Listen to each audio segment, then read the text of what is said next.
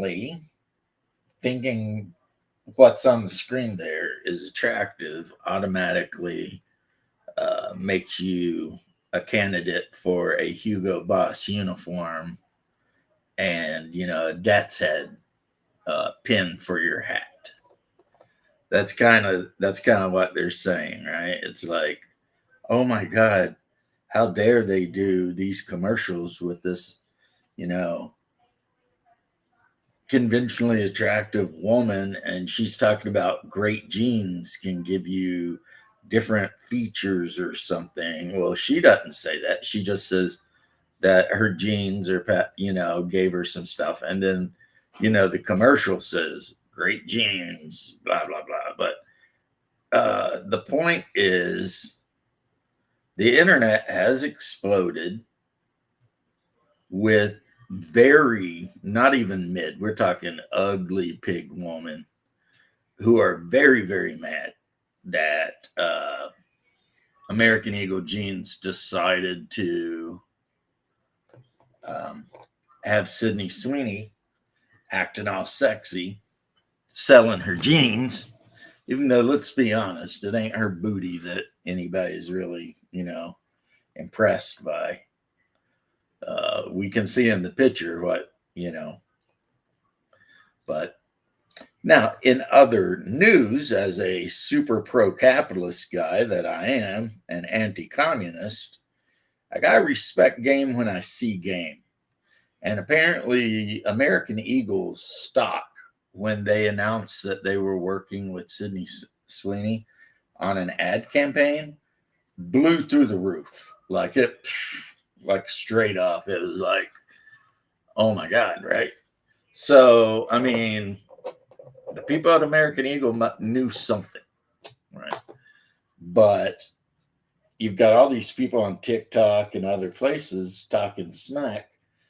But one thing you'll notice if you look at them is they're all not very attractive women, right? And when I say that, I don't even mean on the outside. I mean, they're not attractive on the inside, you know?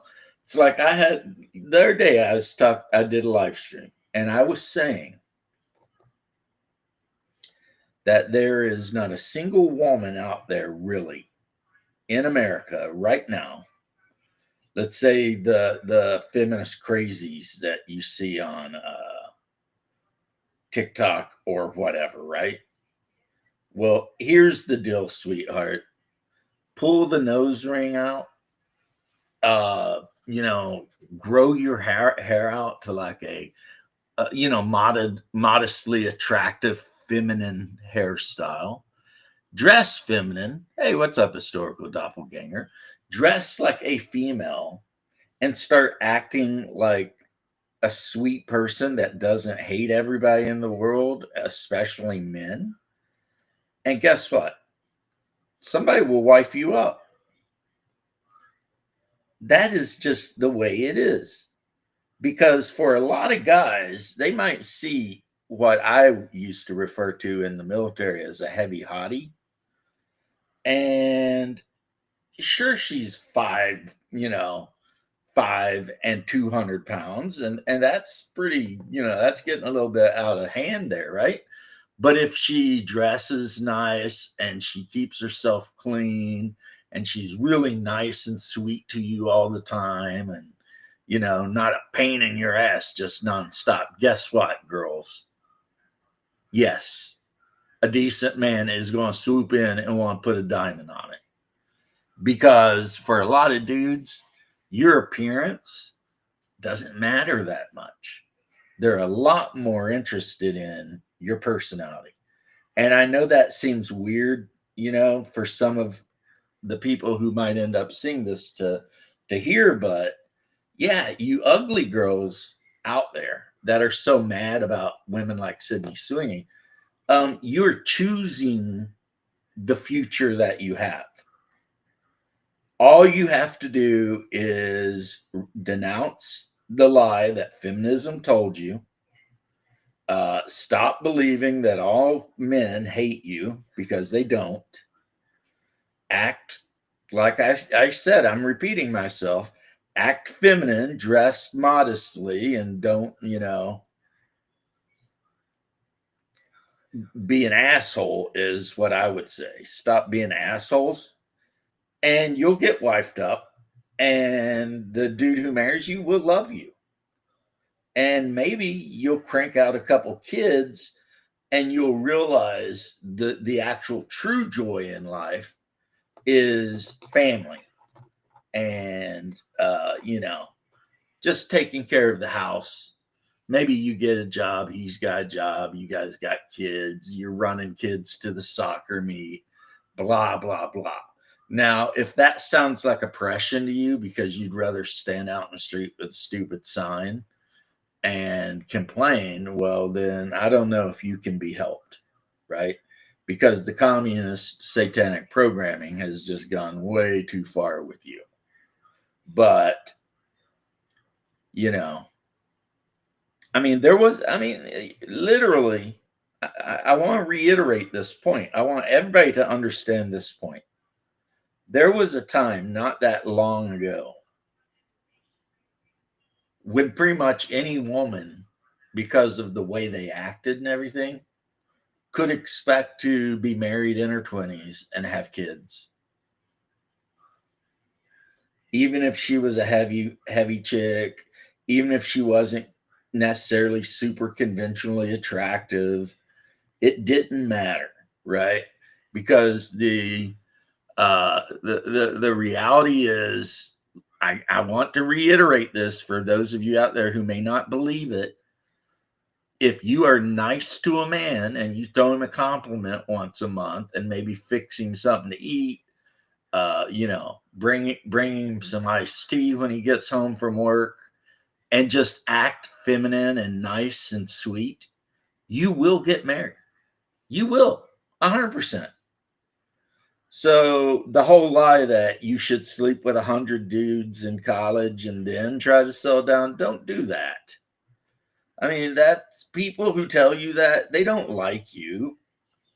That's like the worst advice ever. It's like they're trying to convince you to destroy yourself. And a lot of women, for some reason, go along with that bullshit. Oh no, they used a beautiful white woman to advertise their product. How dare they? And it's so crazy because all of the complaints coming out of TikTok and stuff about her are racist as hell if you want to play that game. Like they're literally mad because she has blonde hair. Well, she can't help that she has blonde hair.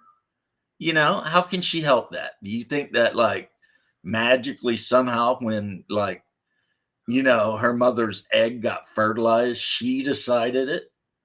So basically the people who are hating on her claiming that she basically represents a Nazi, what they're really saying is they hate white people. And you can be white and hate white people. You really can. And there's a lot of them out there that do. They're like, there was the one woman and she's like, now do a commercial with a black or brown person. And it's like they did in 2019. They got this black chick that had like a gigantic ass to pose in their jeans. So they already did the black chick. And now they decided to get the chick that doesn't have the giant badonkadunk, but does have, like I said, the chesticles. And they're trying to sell jeans to 20 somethings. All right. I got some bad news for some of you younger feminists out there that may get pissed off about this. This was normal in the 80s, right? When like a clothes commercial come on, you did not see a big sweat hog with a pierced nose trying to sell you your new pair of Nikes. You saw a badass professional sports guy like Jordan or whatever, or Anna Nicole Smith, super hot, looking all like freaking, you know, just supermodels, right? So like there was a time when like Pepsi commercials were fronted by a supermodel. it used to be normal. What is not normal is the idea that products should be pushed by ugly people. And look, I don't think I'm pretty. So if I say ugly people, believe me, I'm counting myself in there, you know? I'm not the prettiest mother effer in the world at this point in my life. I'm 50, I'm old. I get it. I understand, whatever. But you know what? I got me a wifey and she's sweet to me and I'm sweet to her. And we've been together for a quarter of a century. So even ugly guy like me, as long as you're nice to your spouse, you can expect to have a good, fulfilling life. But these crazed maniacs that think any commercial that might start, and it is, I mean, what Crafting Gamer said is 100% the truth. The people complaining about this are racists, right? It's like if they had some hot black chick that was built exactly like Sydney Sweeney. I mean, just, smoking hot, whatever. And there's a few of them out there, right? We know, you guys probably know who I'm talking about, but there's a few of them out there.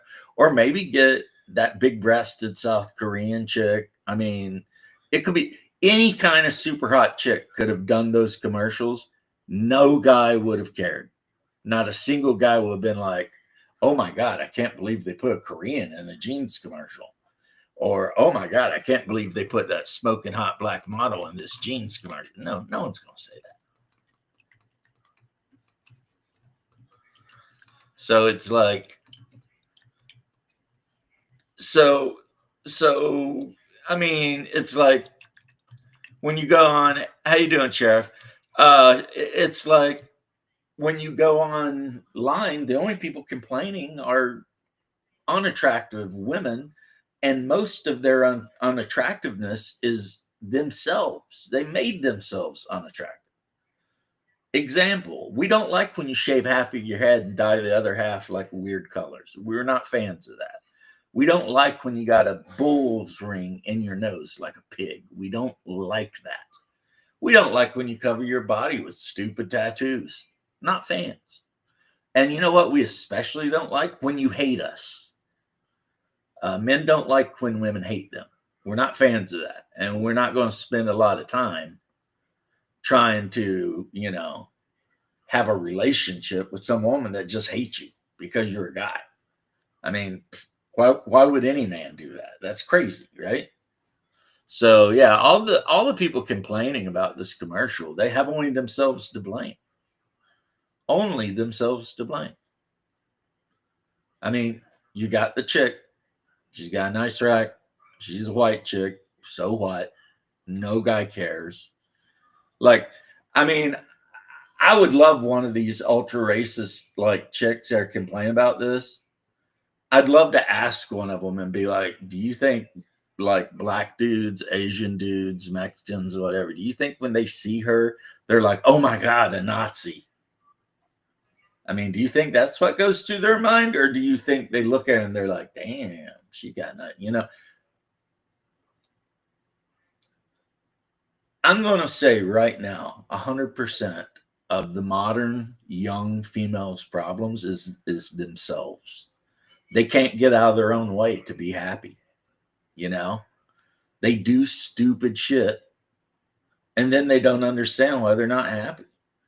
They don't understand, like they get ran through in college, 50 guys run up in them and they get a bad reputation. And then they don't understand why no dude wants to take them serious. It's like you did it to yourself, dumbasses. So I have no power over anything, but all of the people sending this young woman hate threats and shit like that, death threats and shit, you're pathetic. You're just pathetic racists. You're just mad because this chick won the lottery when it come to being a chick, and heaven forbid she actually acts. Well, actually, from what I've read, she's a tomboy. She likes working on motor cars and shit. which doesn't do anything for me, but some dudes like the tomboy type. You know what I mean? Like there's a commercial of her working on like a Mustang Cobra, and apparently that's a thing she does. She likes to work on muscle cars, old muscle cars. So chomp chomp the U2 shirt.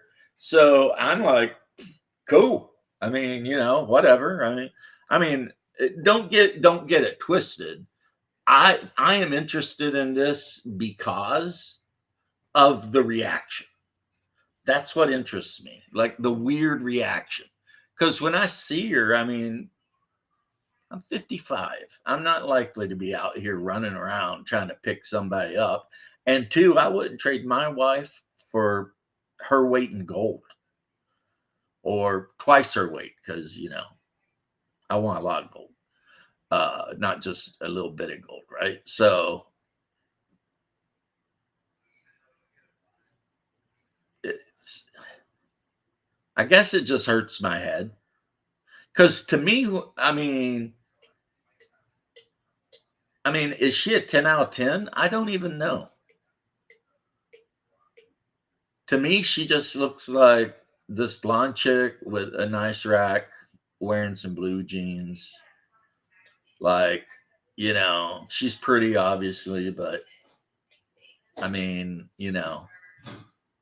whatever. I mean, I will guarantee you that when I used to drive around for the city, there were girls jogging up and down the lake shore where I live that were just as pretty as she is.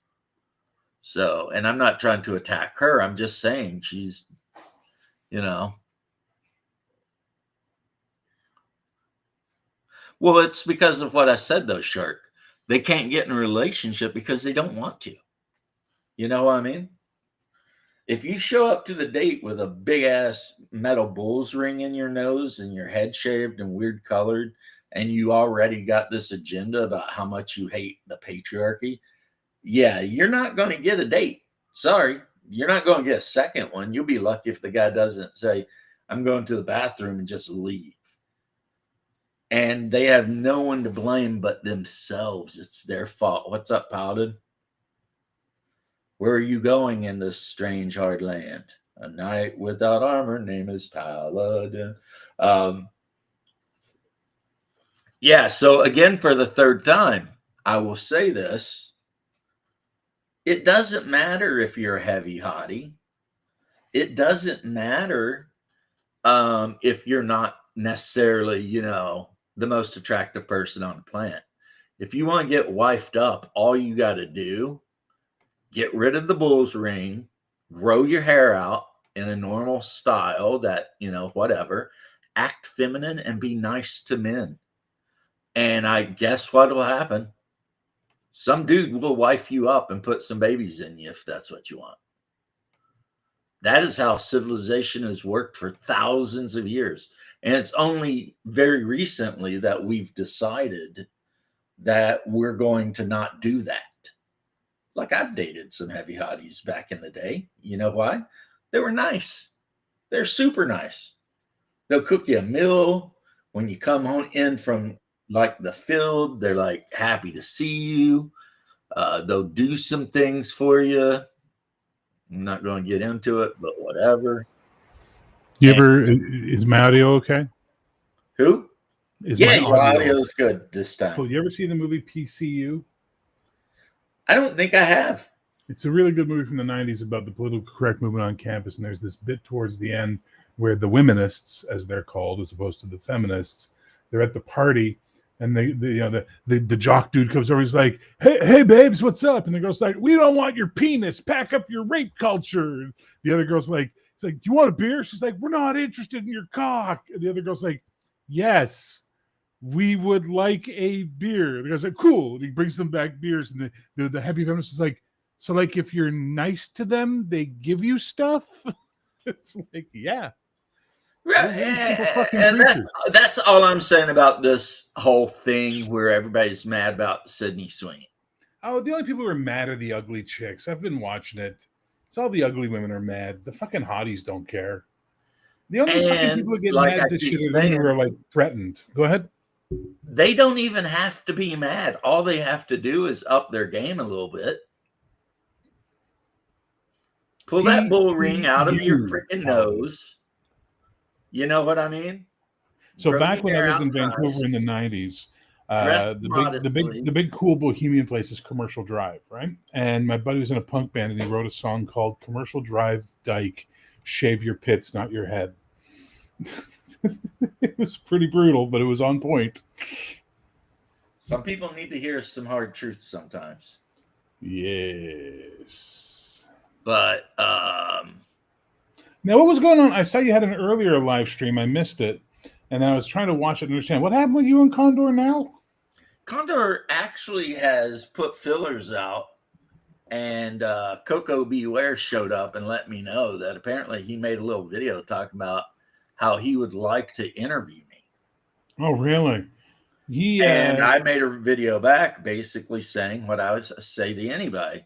I yeah, will join you on a stream all day long, but if you think you're going to set me up yeah, to yeah, talk yeah. a bunch of shit, I'm out. I'm not hanging out to be, Well, abused. my second to last Four Color Cafe, we were talking about indie publishing, and I had Victor Gorchev on and Dave Scott from Evil Genius and all that, and Mike Lafferty from Faint Go. We were just talking about game design and publishing, and somehow Condor got it in his head that we were talking about him and his game, and it's like we didn't even bring up his fucking name. We weren't talking about him at all. And he just like went off, and it's like, oh, okay. And the only reason I know is people tell me, they go, "Oh, Condor made a video talking about you again." I'm like, I don't give a fuck. That's how Condor can I make find videos. out.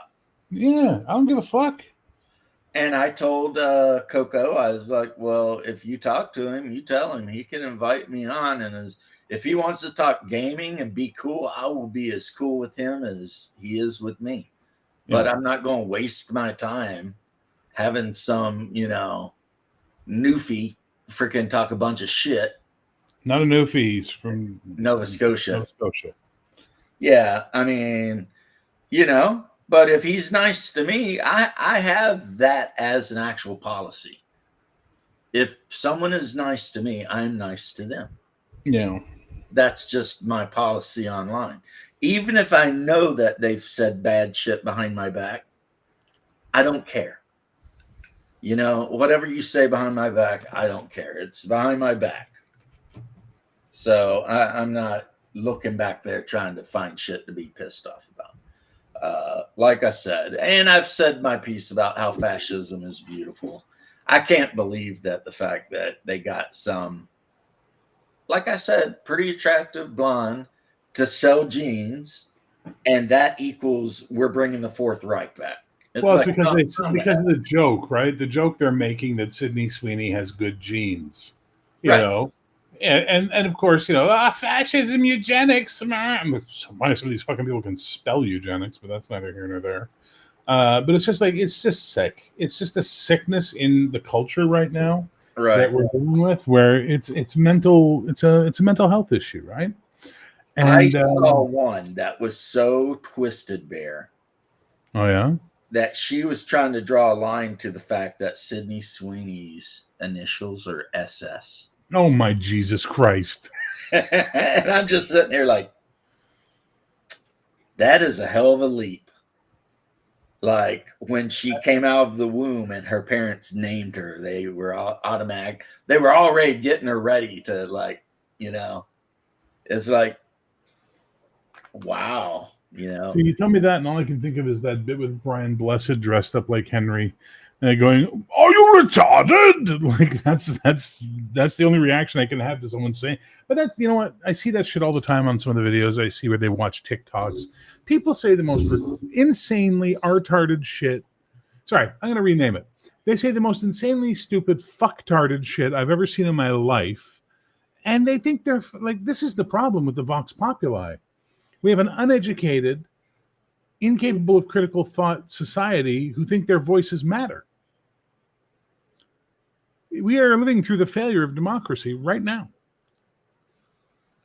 Well, I mean, to answer you, Shark, Americans still think the same things that we thought were gorgeous in the 80s are gorgeous now.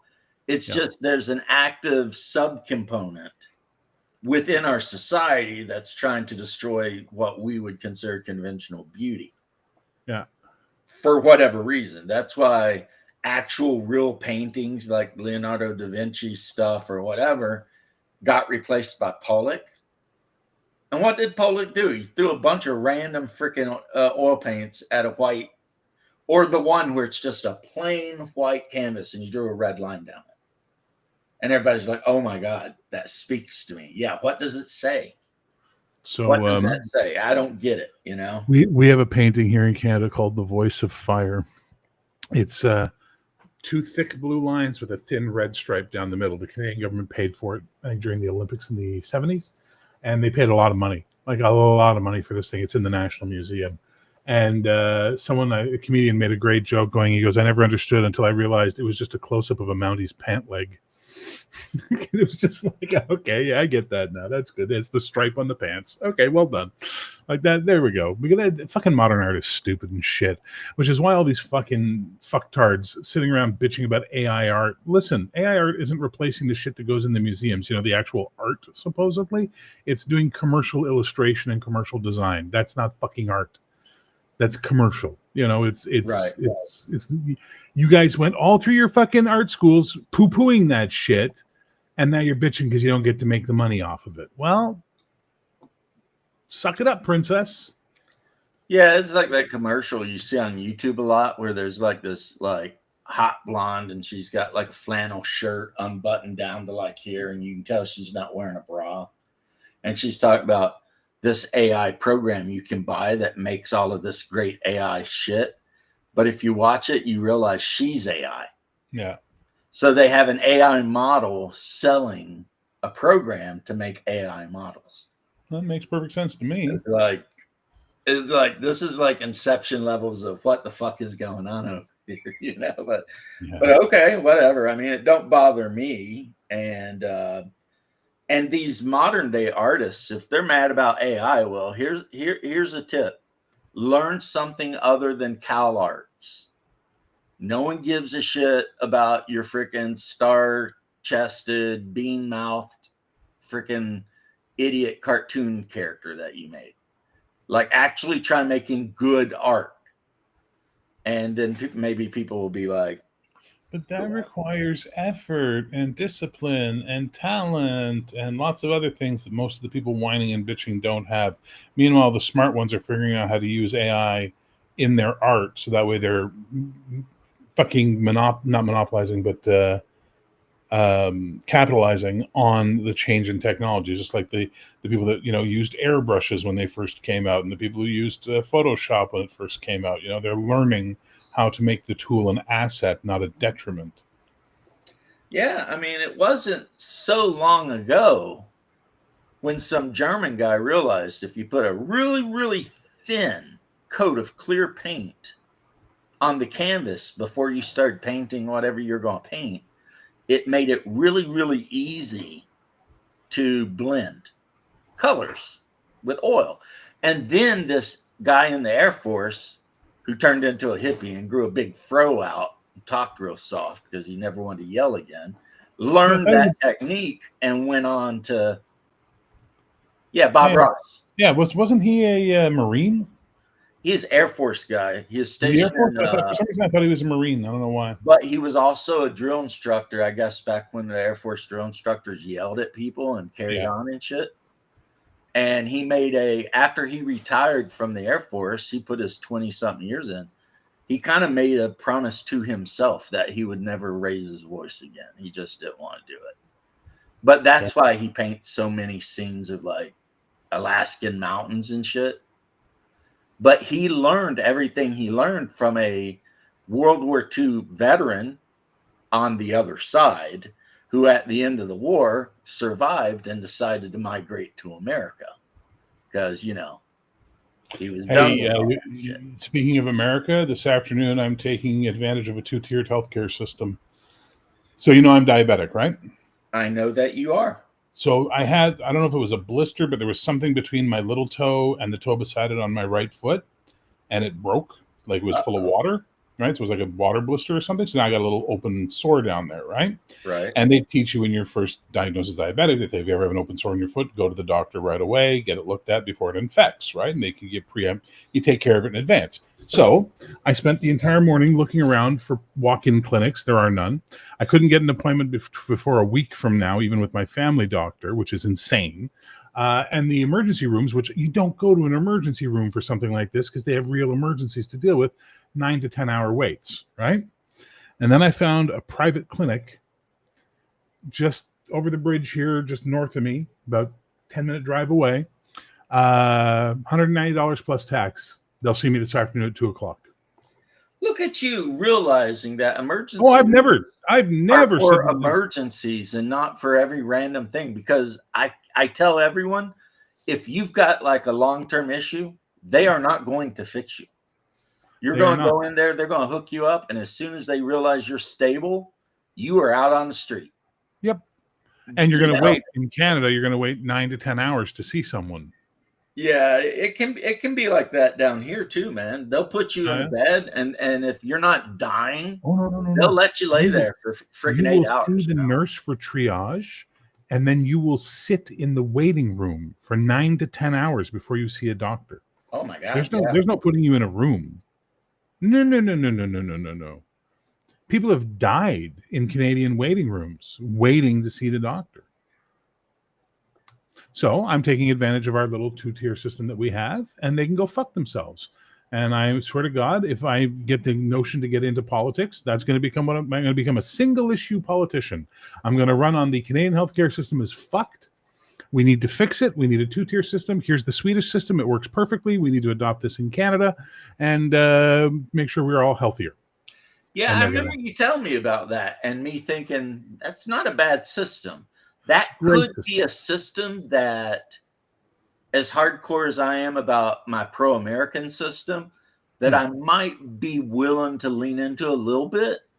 Like you could probably convince me that that's not horrible. Like as long as I get to see my doctor, you know, if some person with no money has to go see, you know, whoever they got to go see, well, that's fine. Yeah. You know, because it don't affect me any. And if they're getting the care they need that they otherwise wouldn't get, then it's like, okay. Yeah. I don't know, though, Doppelganger. There's something weird with the UK because I remember when Mick Jagger talked all that shit about how wonderful the British medical system was. And then he got a heart attack and immediately flew to like Mount Sinai, New York to get that shit worked on. Yeah. Because, you know, he was like, yeah, give me shelter. You know what I'm saying? Yeah. No, I'm the same mindset on all of this. And the longer things are going, the older I get here in Canada, the more I'm like, we need to fix this fucking system and we need to fix it now. People are dying and we don't need to be offering them suicide as a fucking solution to their problem. I told my wife that joke and she's like, really? And I was like, yeah. And she's like, oh, no, yeah. Like, really? And I'm like, yes, they will offer you. Yeah. Have you considered, you know, medically assisted? So what do they call it? MAID. So it's a 3-tier joke, right? So it's the guy has like, you know, a cut on his foot or whatever it is. He goes in the UK, he goes to see in the States, he goes to see the doctor, says, yeah, I can fix it $48,000. He goes to see the doctor in the UK. The UK doctor says, I can fix it, but there's a 36-month waiting list. He goes to see the doctor in Canada. The doctor says, have you thought about killing yourself? Like, we can help you with that, right? Yeah. We'll just put an IV in you, lay you back, put some music on. Yeah. You'll fall asleep. It'll be no problem for everybody. You'll fall asleep listening to Enya. Oh, yeah. Who can say where the sail away, sail away, sail away. Right. And yeah, because I mean, I know I talked to you about this already, so I'm repeating myself, but I remember like some woman who was like injured severely from like her service in the Canadian military. Yeah, she went to the doctor and they offered her the MAID thing, and she was like, "Wait, what?" She's been fighting for years to get an access ramp put on her apartment, on her house, and they keep fucking delaying, and then suddenly in the mail she gets a fucking offer for medically assisted Death. Yeah. like, Yeah. we're not going to build you a ramp for your wheelchair, but we will kill you if you're willing to come in and let us do that. Well, when you say European, some systems, like the Swedish system, does actually work. So the Because Swedish they've system got their chart. general system, but if the general So basically, what it system boils can't down to, help Shark, you, is the Swedish system is this: if you cannot be seen within 90 days by the public health care for whatever issue it is, you can go to a private clinic and the government will pay for it. They implemented this system, and suddenly wait times started dropping dramatically as hospitals started realizing they weren't getting as much money anymore, and they started prioritizing how they helped people, and they meant suddenly the system works perfectly. So you got a two-tier system working tangentially together, and everyone seems to be doing a fuck lot better. And I think Sweden has a population, what, 20 million people, 15 million people? it's got a few million. And even though you don't see it on the news, they have been deporting people like crazy lately. 10.5 million people in 2023 in Sweden. Okay. Yeah. The Swedes, they woke up sometime in the last year and decided they're just going to boot everybody out. They were still my favorite COVID response team. Yeah, they Yeah, just we're not doing shit. let it work out. Yeah, we're not doing shit. Out. We're not locking anything down. We're not forcing anybody to take vaccines. Just let it work out. And they're fine. I love it when ignorant people in the West, Americans especially, commies, they're like, we should be more like Sweden. It's like, Sweden is like an entrepreneurial free market system. They tax a lot for social programming, but they are not socialists. You know what I mean? You can go over there, start your business, make a shit ton of money, whatever, but you're going to pay, like 40%. For all of but you know what? Even as a hardcore, almost far, damn near alt-right person, I still believe social safety nets. Some of them need to be there. Grandmas should not ever eat cat food. Veterans should not sleep under bridges. Yeah. I mean, it's common sense shit. Kids should have a hot meal provided for free every day at school. Why not? And a good one, not some bullshit. Yeah. Not Lunchables. And it's like, and why not? Hire some lunch ladies, make some sandwiches or whatever the frick you got going on, and just move on with your life. It's not that big of a deal.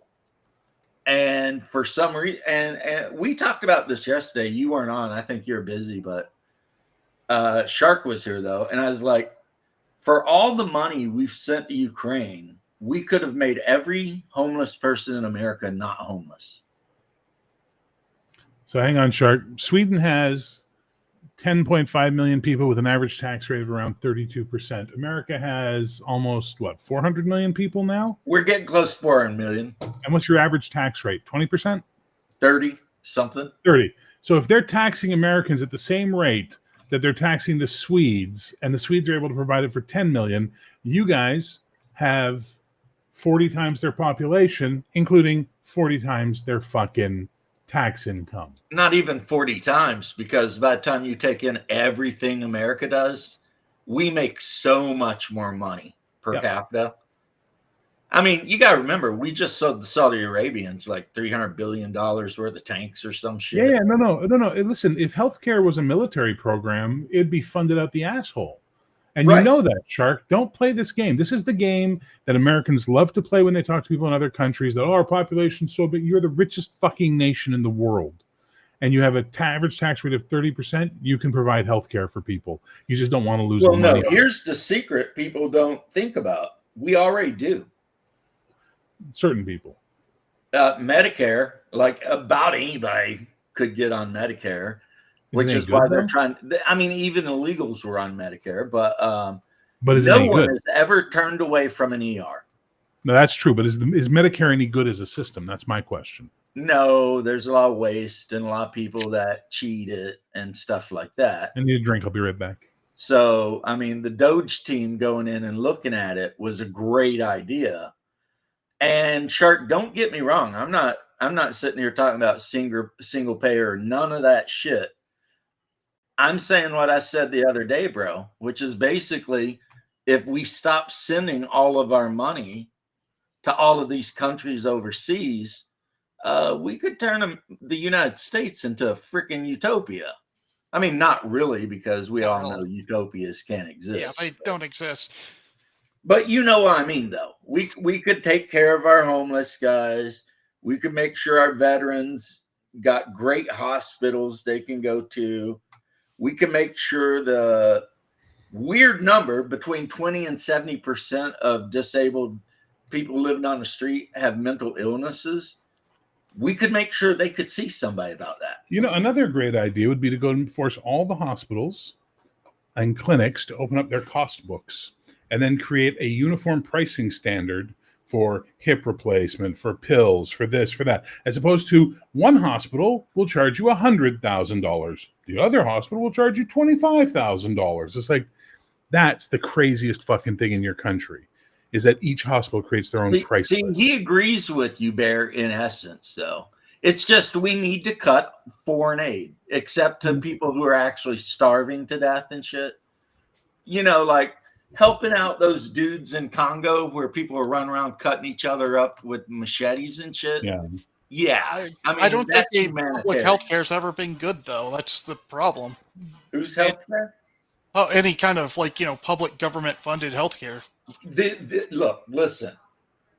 Canada 20 years ago had an amazing healthcare system. We had a great system. I don't think so, even back then. I fucking live here, Loth. It was a great system 20, 25 years ago. And then the government swapped over from a more conservative government to a more whatever government and started importing millions upon millions upon millions of people. I remember when we used to bitch that we would have to wait 2 to 3 hours to see a doctor at the ER, which was scandalous and insane that it took so long. And Now it's 10 to 12, 13, 14, sometimes a day, Yeah. So fuck that. Once upon a time, we had a system that worked. You could see your doctor. We had walk-in clinics where if you went early enough in the day, you could get an appointment that day to see someone. It was insane how good the system was. It wasn't perfect, but it worked. No system's ever going to be perfect. They slowly cut funding, and then they flooded us with fucking unemployed people, basically. You know what? Perfect is the enemy of good enough. Well, I mean, yes. At that point, that's not even worth arguing. Yeah. It's like, whatever. But there's a way to that's what happened to Canada is they got took over by the liberal left from Quebec, and they just started doing stupid shit. And the next thing you know, systems they had in place that worked just great for every Canadian didn't work anymore. I mean, go online and look at YouTube and look at like their public transportation now in like major cities and shit. And it's like all effed up. And then you'll see some old cranky Canadian dude. And he's like, when I was a kid, we loved this shit. And not, and all this, but now he's pissed. Because, he got on, Justin Trudeau got onto the tube and there was a goat three seats down or some shit. And he's just fucking mad. You see Justin Trudeau had a date with Katy Perry? Really? This is all over our news right now. He was caught on a date with her and Katy Perry while he was tweeting that he was in Switzerland with his kids skiing. Oh, what's new? A politician lying. One thing I will say about Justin Trudeau, though, and people can be mad if they want, but he is an attractive guy. He's a handsome man for sure. I mean, he's got his father's eyes, those beautiful Cuban eyes. Yeah, he's got those beautiful Cuban eyes. So him dating Katy Perry, I could see it. I mean, there are a lot of Canadians that consider him basically a rock star anyway. Yeah, we like to call them cunts. I understand, but I mean, you get what I'm saying, though. No, I get it. I just think they're cunts. And Katy Perry, I mean, yeah, but I thought he was married. I seem to remember him. They've been separated for a while. Separated. Okay, you guys are ahead of me then, though, because nice hair. He looks good. What didn't they separate like in 23? I think Katy Perry and Orlando Bloom are not a thing anymore. No, it looks like they separated. And of course, before that, I think it was Katy Perry and my man, Russell Brand. Yeah. who, when I was younger, I hated his guts so bad. He was on my list of top 5 people I'd punch in the head if I ever saw him. Even if I knew I was going to prison for doing it, I'd still do it. I hated him so bad. What, Russell He was Brand? just such a pompous drug addict. Isn't Always it weird how talking much he's shit. changed? And now he's like a normal dude, just talking about shit and Yeah. interviewing people and being like cool with everyone. And He's also converted to Christianity. well, They're that's a great surprisingly thing. weird. He's very centrist now. He's very humble. Yeah. And it's like, oh my God, I love you now, Russell. I would give you a hug instead of a punch. I like that video of him where he goes to MSNBC and And he's flirting with the one lady. he's got Mika fucking dripping. You know, she's just dripping. Like she looks like she's gonna start humping the chair. Fuck, it's hilarious. And he's freaking pointing it out to her too, man. He is just being like, Yeah, if I'm honest, I never really cared for Russell Brand's, like anything Russell Brand has been in. Like his acting, I didn't care for it. I can't think of, I mean, he was in the remake of Arthur, but other than that, I don't even know what he was in. I know like one movie, I can't remember much about it though. It was one of those weird, I'd say generic movie about people partying or something like that. Coco said that was a thing. The conservative ad was Justin Trudeau isn't ready to lead. And then some other dude says, nice hair though. That's your typical Canadian political system right there. I mean, you always got to end on a positive note, you know. They are so terrified of Pierre Poilievre getting a seat now because he's running in a by-election in Alberta to get back in because he lost his seat in Ottawa on Carleton. They put 290 candidates on the ballot, so much so that the electoral basically said we are not printing a ballot because it's too long, so we're going to provide you a write-in form so you can write in your votes because it's insane. But this is what they're doing. They're like, this is how organized these fucking people are in this country. They're terrified of conservative government because apparently they want more of the shit we're dealing with right now, which is, you know, insane housing, food costs out of control, crime on the uprise, drug use out of control, you know, jobs vanishing. Oh, yeah, let's get more of that shit. That's the way it is. It's a lot of corruption and a lot of terrible things. You have to pretty much get rid of that. Try to mitigate that corruption as much as you can, really. The sad Never, thing sadly, is, gonna get rid of it at all. the sad thing is somebody's making a lot of money. Yep. Now, we got this thing going on right now where half of our government is thinking about throwing the other half into prison. It's getting pretty wild. We'll see how it goes. Won't be Obama, though, because Trump already said in the interview that he's pretty sure the presidential immunity that he got would count for Obama, too. Yeah, President. So Obama won't go to prison, but everyone around him very well might. The only chance a president will ever get into a prison is if you impeach him first. That's the major rule about it. You have to impeach, and then you could arrest him. So, and I'm like, well, you know, I'm taking the old, as I always do, the old wait and see. When I see somebody get slapped in cuffs, then I'll be like, okay. But until then, I'm like, you know, everybody's threatening everybody about sedition and this, that, and the other thing. But it's like, till I see somebody going to jail or at least going to trial about it, I'm not. And sadly enough, even the Biden pardons are completely legit, and there's nothing you can do. The only way that could ever be turned over is if Biden himself was like, "No, I never did that." If he came out and just said that, that's the only way you'd say the pardon's not valid.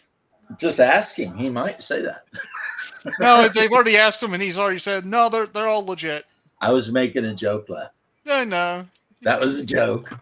I know. Ask him, he might say, yeah. I mean, you never know what he'll say from one day to the next. Sure. And then, maybe of course, one day he'd be like, I don't remember that. No, that never happened. Hunter's running around cursing everybody out and screaming about how if they had stuck with old Joe, they could have beat Trump. It's like, really? And then in a freaking live podcast explained crack cocaine and how it's made. It's like, Jesus Christ. It's pretty much like our entire political system has become a parody of itself, you know? It's Well, like, it's the big problem we have is that this is it's oligarchy, and it's a full court press to return us to serfdom, right? They want the feudal society back. That was much better for them, and they want it. So that's what they're going to push. So you get idiot children of like nobles, like Hunter, who say stupid shit all the fucking time, and yeah. no one gives a fuck, and they just blah la la la la la la, and there we go. Well, Rogan tore him a new ass, was making fun of him, but, no one's getting arrested. It's all bullshit. Um, we'll see what happens with the list. I'm not hopeful, but I do know that um, one of Trump's super powerful lawyer bros is doing a huge like they're interviewing Ghislaine Maxwell. And so far, they said during the interview, she has not taken the fifth once. So she's straight up just dropping dimes left and right. Now, whether we get to see any of those transcripts, that's a totally different thing. But at least somebody's talked. And it's so wild. It's like she's been in prison for what, 6 years? Nobody's talked to her. I mean, Well, of course, they Yeah. wanted this all to be shuffled out. Even in right now, I'd almost say that what we get from it is going to be almost completely useless. It's going to be nothing, and it's going to basically be a thing where she's trying to get a plea deal for a shorter time, served or a pardon or something. well, I have a theory. And the theory is if we let the list out fully, it could make certain of our allies, and I'm not just talking about Israel, look really bad. Oh yeah, there's probably quite a few. I mean, it could make Israel look bad. It could make England look bad. I mean, it could cause like not just people in America going to prison, but like an actual international incident. So, but we'll see. Like you said, don't, the whole don't have a lot of hope, but maybe. Yeah, well, Yeah, everything's Obama will never go to prison. Bill will never go to prison. Hillary could, though. Now, Kind of unlikely, but could unlikely, but maybe she happen. could. Now, do you want to put her in prison, though? Because, I mean, prison's already a bad enough place without having, I don't believe it, of course, but a allegedly mass murderer in there. I mean, I think she's totally innocent of everything, but, that's just me, Hillary Clinton. As a matter of fact, I think she's kind of attractive. the Clintons are the kindest people that have ever lived. They are nothing but magnanimous, wonderful humans who do nothing but Yeah. take care of others. And the country of Haiti should be very thankful for what they did. Yeah, there. look at all that awesome work they did in Haiti. So, yeah, people should stop attacking Hillary. Leave Hillary alone. Well, Right. James, here's something crazy. An Okay. American governor has been just mysteriously died in what was it? It's near Guam. Like what was it? New Guinea? New Guinea, near Guam. Oh. Yeah, it's a island near Guam. Apparently, there's a big Well, we've corruption got issue there. U.S. Samoa over there, and then Yeah, I that might have think been it. Micronesia is a U.S. territory. It's one of the closest islands to Guam, and it was like they had this thing about bringing in Chinese nationals without any visa there Oh, for that's tourism. Samoa. Samoa. Yeah, that's Samoa. Yeah. And one guy I was think you have two Samoas, even, right? Don't you got like American Samoa Samoa. and the U.S. Samoa? American Samoa. Yeah. Yeah. Anyway, the governor there was talking about how it's horribly corrupt. People are getting paid off and everything, and from this like forgot what it was called, CIM something. And yeah, he died recently. Here's the problem: is anytime I hear about a fully grown Samoan man over the age of 30 dying, the It's first thing legit. that comes to mind is their diet. Yep. Those dudes eat spam like 8 times a day. No fair. And on average, they're 350 pounds. So the Last time fact he that was, one of them might drop dead at 40 is just kind of like, he didn't look completely unhealthy. Unhealthy. He seemed decently healthy there. I mean, Last time we saw him. Left, just say what the fuck you're trying to say. Who do you think killed them? The Chinese or the CIA? It could have been either, actually, on that one. oh, jeez, right. And yes, go on YouTube and look up like what Samoans eat. Yeah. Crazy. Well, on the Crazy. board this of the CIM thing, there was a former CIA member, FBI agent, a few It's not other Samoan. Left. Yeah, I can't find this news story, Leth. You're going to have to give me an island because nothing for Samoa. Let me see. Are you like getting your news from like, the Good News Times or something like that? No. The Watchtower. Stormfront? Where are you getting your news from, buddy? Well, that would be closer to me. I think it was the Mariana. Mariana? Yeah, I think it's something like that. Saipan sounds about right. Mariana Islands? Yeah. And it's the governor? Yeah, I think it was the governor of Saipan. There's also a thing about, them bringing in gambling. I thought Saipan. Governor Arnold I. Palacios dies at 69. The acting governor of something or other. So fat Samoan governor dies at 69. All right. Until I see it. The Commonwealth of the Northern Mariana Islands passed away this morning, hit hard. Doesn't say anything more on that. Yeah, he's a chubby little guy. Yeah. I haven't heard of Stormfront in so long, and they were actually stationed out of Tampa, I think, or St. Pete. Like the guy who ran the thing. Yeah, the guy was almost 70. And he was. I'm not saying it couldn't have been natural causes. Just saying, he was saying things. I just read the article. He collapsed and was taken to the hospital and was dead. So he was 69. He's a Pacific Islander. Yeah. There's nothing suspicious here. Yeah, not really. I mean, you're 69. You've got enough sodium in your blood to literally cure a ham. Again, he could have definitely been just died of natural causes, but there are some very other suspicious things happening there. Again, where are you getting your news from? Because I just went through like 5 newscasts on it, and they all said he just died, as opposed to China Uncensored. But again, China Uncensored. Jesus Christ! How many fucking videos can this guy post of China? Xi Jinping's reign is over. he makes jokes about that one too. I stopped watching him because I got so tired of him saying China's 1 month away from collapse, and then you told me that for the last 4 years. I'm like, fuck off. Plus, he looks very similar to Agent Smith. Yeah, maybe he is Agent Smith. I don't know, but like he's like, getting ready to replicate himself 1,000 times or something. But that'd be a hell of a thing. Now, isn't there a giant asteroid heading towards Earth? The problem with modern day news is they make shit up. Who? Modern day news, they will, if they don't have anything to talk about, they'll just make up something.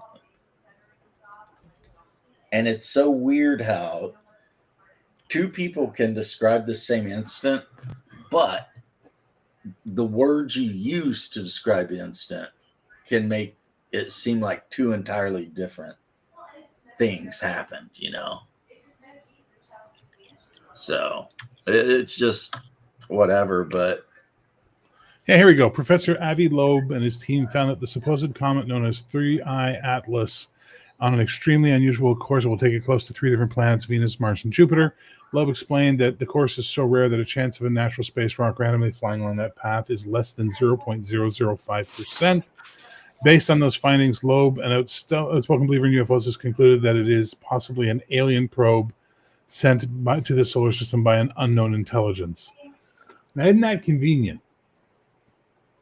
Isn't that convenient? Because they've been looking for something. Yes, we've been hearing lots of shit about UFOs lately and UAPs and drones and this and that. Like they've been gearing us up for something. You know what I mean? Like they're getting us ready to believe something. This is what Werner von Braun said to that girl who used to be his assistant, is that, you know, they're going to tell you aliens are invading. That's the big one. That's the big step for the world government sort of takeover. So I don't know. Simone women can make you work. I had a Simone girlfriend. She was 6 feet tall, 200 pounds, thick and pretty jacked, curly black hair down to her waist. Big girl for damn sure. Well, yeah. 6 foot. Jesus Christ. That's how they make them in Samoa. Are you sure? Are you sure it wasn't The Rock in drag? Oh, did you see that new movie The Rock's going to be in, where it's about the Maori versus, I guess, British people or something? And from what I understand, in New Zealand, the Maori actually defeated the British in a couple of battles. Because I guess everybody got one. For some reason, they were really good at fortifications and shit like that. Yeah, there's some insane fortifications that they don't understand over in New Zealand. But everybody that fought the British got one. You know what I mean? Like, that's the history of the British Empire. Oh, yeah, they got their ass beat this one fight, and then the refight came, and now that's a British colony. You know, it's like, you know, because the British were famous for underestimating their opponents in the first battle. Like how they all got wiped out by the Zulus at, what was it, Islawanda or whatever? Yeah, once. And then the same Zulus attacked freaking Rorke's Drift, and like 27 British guys cut off the Zulu nation. Yeah. Like, okay. That thin red line was quite good at doing things when it was properly applied with Scottish NCOs. Right. Yeah, they used to joke about it, how the British Army was all Scottish and Irish. The officers would be English that bought their ranks, but the enlisted were all Scots and Irishmen because, you know, shit sucked in their home countries. So they're just like, join the British Army. Why not? 20 years, fine. I'm out of here. See the world. See the world, yeah. Rum, sodomy, and the lash. See the world, they said. The one, yeah. I think that was from Life. We'll get together, have a few laughs. Yeah. Fucking Bruce Willis. Can you believe? No one in the world plays Bruce Willis as good as Bruce Willis. He is. That's awful. very true. Can you believe that movie was originally written for Frank Sinatra?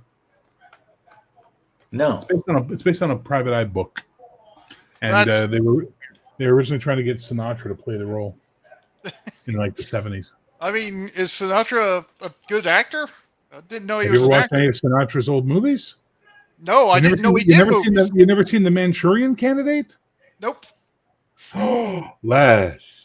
You cannot be a conspiracy theorist of your level, sir, and not watch The Manchurian Candidate at least once in your life. I would agree with that. The original, not the remake with Denzel Washington. It gets into like government programs and all kinds of shit. Oh, yeah. It's pretty wild. But Sinatra was a pretty decent actor, actually. I only know him because of the music. I didn't know he was an actor. The thing with Sinatra is it was like Hollywood and the music industry tried really, really hard to make sure he couldn't get in. And there's always been the rumors that like his mob supposedly affiliation allowed him The term is alleged mob ties. And the best part of that is there was a company that made nice ties that they called alleged mob ties, and they tried to get Sinatra to be a spokesman for them. Right. And he turned them down, but just like the balls they had to go to him for that one. Yeah, that was in the the thing. Ocean's 11. Yeah. Yep, they kept trying to be like, he sucks, but he got in and he can make records because Well, you ever watch? basically the mob told some music guys, hey, here's the deal. You You ever know, see the movie the movie with what's his name from? Fuck, he's dead now. Played in Goodfellas. Was the star of Goodfellas. oh, well, you've got De Niro, James, Pesci, and James. Lita. The third guy, Yeah, Ray Liotta. Ray Liotta. Leota. They did a movie called The Brat Pack, or The Rat Pack, which was about them and them, and he plays Sinatra. Liotta plays Sinatra, and they have the whole thing where they're trying to get Kennedy elected. Right, that's what the whole thing's about, is them deciding they're going to get Kennedy elected. Which a lot of people do believe that Sinatra and them supporting Kennedy got him elected. But they have the whole thing about the mob underneath it supporting them, and then Robert Kennedy becomes the fucking director of national security or whatever, the head of the Justice Department, and he's going after the mafia hardcore. And they cut to this scene of like Lucchese or whatever, the big boss at the time, and they're like, "What he wants to do about this? He wants to have Sinatra whacked." And he's like, "No, my mother says he has the voice of an angel." And it's just like, that's the only thing that saves Sinatra, you know? Yeah, he's definitely an American icon. Absolutely, he was a hell of a performer. Yeah. And a motivated I individual. remember when he got pissed off at Sinead O'Connor and basically kicked her out of America. Yeah. Because of her political stunt on Saturday Night Live or some shit. Fight the real power. She tore up the picture of the Picture Pope. of Pope John Paul. Yeah. And Sinatra was not a fan of that shit at all. He's like, yeah, take your ass back to Ireland. And then you never even heard of Sinead O'Connor for like ever after that. She just fell off the earth. Yeah. Well, she's gone now. She's dead. She's dead. Is she? Yeah. Yeah, she died a few years ago. Yeah. It's too bad. Her most famous song was written by Prince. Well, yeah. But like, this is the thing about dead celebrities, right? Everybody's going on about the dead celebrities right now. And the guy from Iron Maiden just passed, the original singer for Iron Maiden. Oh. And but Kevin Nash, I still think, had the best fucking response to the Hogan stuff. He just came out and he said, he's dead. So I want you to think about his family. I want you to think about his kids. I want you to think about his friends. I want you to think about all the people that are hurting right now because the Hulkster's no longer in their lives. And if you have nothing nice to say, shut the fuck up. And I was just like, God damn, Kevin Nash, Right. that's exactly the right thing to be saying right now. Yeah, some idiot made this whiny freaking YouTube video apologizing because he goes to this gym, and apparently like years ago he showed up at the gym wearing a Hulk Hogan shirt and shit like this, and like his fans started sending him comments being like, you know, Hulk Hogan said the N-word back in like 1984 and shit. And so this guy does this big weepy apology, and it's like, no, tell him to suck your nuts. You know, it's like, Yeah, that's the exact appropriate response. The correct response is suck my balls. I don't care if he said something way back in the day. You know, it's like, Yeah. So, like, you know, wait till the guy dies and start dragging up all the bullshit. It's like, come on, man. He called everybody brother. I'd probably just mess with him like, why do you have to be such a weak loser that you had to wait till he died to even bring this up? Yeah. I don't know. I heard about it today. Someone died today. No, it's not Paul Diano. More Mario. Something Mario. This is gonna drive me nuts. Hang on. Paul Mario Day. He died today at 69. Paul Mario Day, the original vocalist for Iron Maiden, has died at 69 years of age after living with cancer. Yeah, I think he did the album Afraid of the Dark or whatever. I mean, there was kind of a difference because when he was with Iron Maiden, he was not quite as, I don't know, operatic as Bruce Dickinson was. Yeah. So Maiden was a lot more almost like punk metal. Yeah. And then, of course, they got Bruce Dickinson and started singing about history. And yeah, dude, everybody's dying. It's the age, man. All Yeah. those fucking 70s and 80s rockers were so coked up, their bodies are just dying now. And yet, fucking Keith Richards, like the goddamn crypt keeper, just keeps hanging on. My brother says every time a musician dies, Keith Richards gets the quickening. Yeah, exactly. That can be your That's brother gotta steals be all his Hungar. jokes from memes, by the way, just in case you were wondering. I think you knew Oh, that yeah. already. That's got to be Hungar who says Oh, that. Blaze Bailey. Yeah. Okay. Sorry. Yeah. And that's digging way back into the Iron Maiden's past because, I mean, I'll be honest. I become a fan of Number of the Beast, even though now, having listened to a lot of Maiden, I'm going to say that Power Slave's probably my favorite album, though. And Power Slave's probably my favorite song, actually. You know, tell me why I have to be a power slave. My buddy got married. This is back in the early 2000s, and he had a 4-piece string quartet for the wedding. And when his bride arrived, she pulled up on her friends with her friend driving the Harley, and they started playing "Run to the Hills" as the piece of music for her to walk down the aisle to. I was like, that's pretty fucking good. That's funny. Yeah. I Run to the Hills, a great song about the glorious victories of our 7th Cav. Of our what? 7th Cavalry.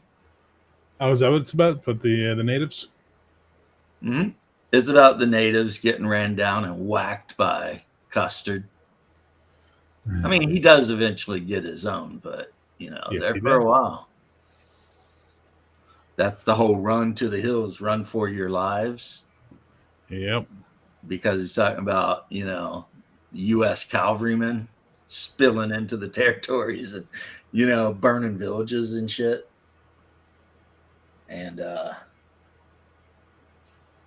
Whitney Houston sing the national anthem. Well, Whitney Houston was a pure, like, once in a million years talent. It's just too bad that Bobby Brown got her hooked on crack. He fucked her up.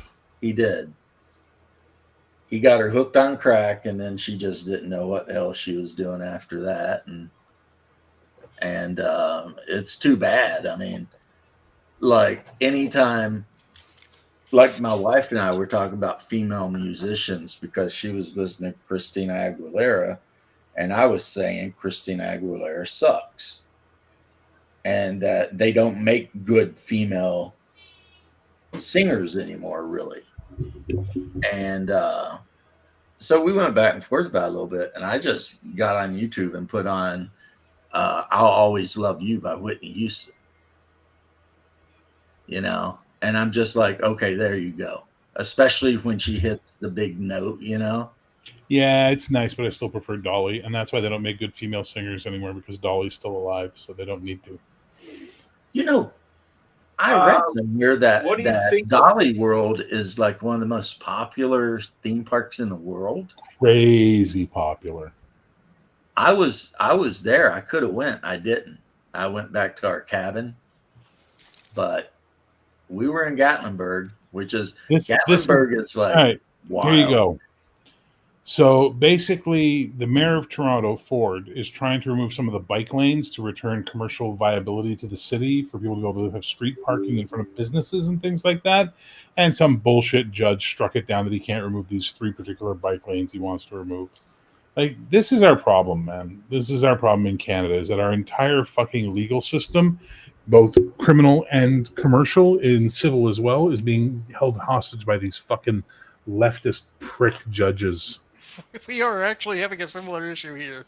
Yeah, I was gonna say you're preaching to the choir. I mean, you got just had some another random judge. judge in the middle of nowhere that tells the president he can't do. Hey, you guys got Well, problems. Congress We now. got a guy who was endorsed by the DFL up here He's admitted to a democratic socialist, and he's a Somali, and he's going to be the next mayor of Minneapolis. Well, if New York can put a socialist in power, why can't Minneapolis? Hey, little Mogadishu. Yeah. Yep. They're going to have their Mini own. Moog. Just start calling it Mini Moog. And if anybody thinks you're being Dolly racist, and say, hey, I'm Rob talking about Halford the synthesizer. performed together. No, I've never seen Dolly and Rob Halford perform together. How about Lita Ford? Lita Ford had a good voice back in the day. Still does. Yeah. She's still touring. I know.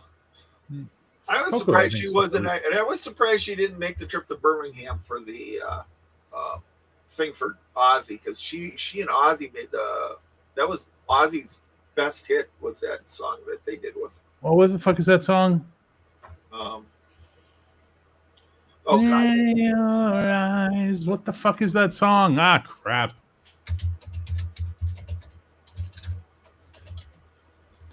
Close my eyes Close forever. my eyes forever. Yeah, there we are. Exactly. Well, a lot of people, I don't know, some people may not care for this opinion, but I always thought that Ozzy with Black Sabbath was way better than Ozzy solo. I would agree with you, except for there's a little song called Crazy Train. Well, I mean, Crazy Train is badass. It's a good song. I like Crazy Train too. But, I mean, you've got Paranoia, NIB, Space Caravan, they're whatever. great songs, but they're not Crazy Train. I mean, you Paranoia is the only one that comes close. You just got so many, though. There's so many good songs to jam to. There's many good songs, but there's no great songs. Okay. I also like Iron Man. And Crazy Train is a great song. I hate Iron Man. Every time it comes on the radio, I'm like, oh, really? there's 100 other songs better than this that you It's how I feel about Stairway to Heaven. There's literally dozens of better Zeppelin songs. It's like you could play Black Dog. You could play Over the Mountains. You want something soft? Play Going to California. Going to California. I mean, yeah, you're right. Battle of Nevermore. There's so many good songs. It's sort of like the Doors. They play Pretty Woman all the time, or what's that other one with the 7-minute organ solo in it? Oh, it's not Pretty Woman. It's L.A. Woman. L.A. Woman. L.A. Woman, or or Riders on the Storm. That's the other one they always play. Riders on the Storm. It's just like, there's better Doors. Riders on the Storm's the one that's got like the giant organ solo in the middle of it. Yeah. And it's basically about a serial killer. Not basically, it's about a serial killer. That's okay. Looking at my back door is about getting home from tour and popping acid and tripping balls on your back porch. Looking out my back. There's a giant doing cartwheels, a statue wearing high heels. Look at all the wacky creatures dancing on the lawn. Yeah. A dinosaur Vitrola listening to Buck Owens. Like, what? Yeah. How high were you, motherfucker? Come on. He was maybe a little higher than Fairies Wear Boots. Fairies wear boots, and you gotta believe me. I saw it with my own 2 eyes. It's like, are you sure though? I saw a thing where it was talking about Ozzy. The last time he did acid, apparently he dropped like 10 tabs, wandered around a horse field for an hour and a half, had a huge conversation with the horse, in which he said the horse told him to fuck off. So then he went back home and realized that he should never do acid again. Because he was arguing with this horse for like an hour. What's his name?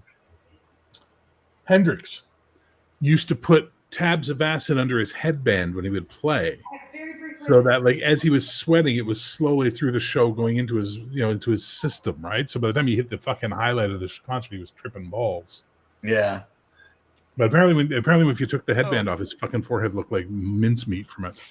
Ew. Well, I mean, but man, yeah, everybody's dying. Well, it's the true musicians of our day. I mean, look at Chuck Mangione just died, and Mangione. Yeah. The Who? truth. Chuck Chuck Mangione. The guy who did all the. Feels so good. Oh, okay. Nah. Think about this. Think about this. Right now in the afterlife, the greatest WrestleMania has got the greatest halftime show. Yeah, Right. I'll be right back. They're not Right? Right? definitely true. You Yeah. got Hogan and Piper It's about reliving the fucking feud, and you've got Prince, Bowie, Ozzy, and like how many other amazing guys doing the halftime You show. got me insane. Honey, you've been on there for a couple hours. You taking a 5-minute break when you killed you. Looks like you got a good Man. You know I'm right. Dreamer was a good song. No More Tears. Yes. See, when you say dreamer to me, Daryl, I'm thinking dreamer.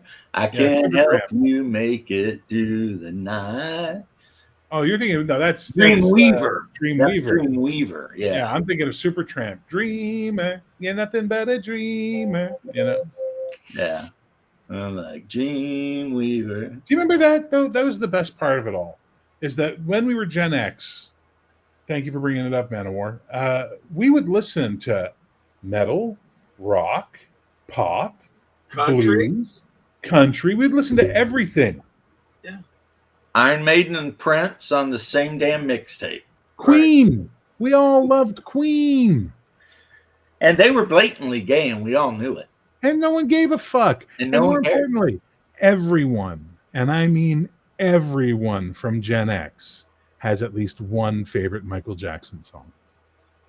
They might not admit it, but they all have that one Michael I'll Jackson admit it. song that'll get them I'll moving. admit it Blue too. Criminal. What? But I'm not Everybody's got to have a favorite. God, who is it now? I just had it on the tip of my tongue. ABBA? No.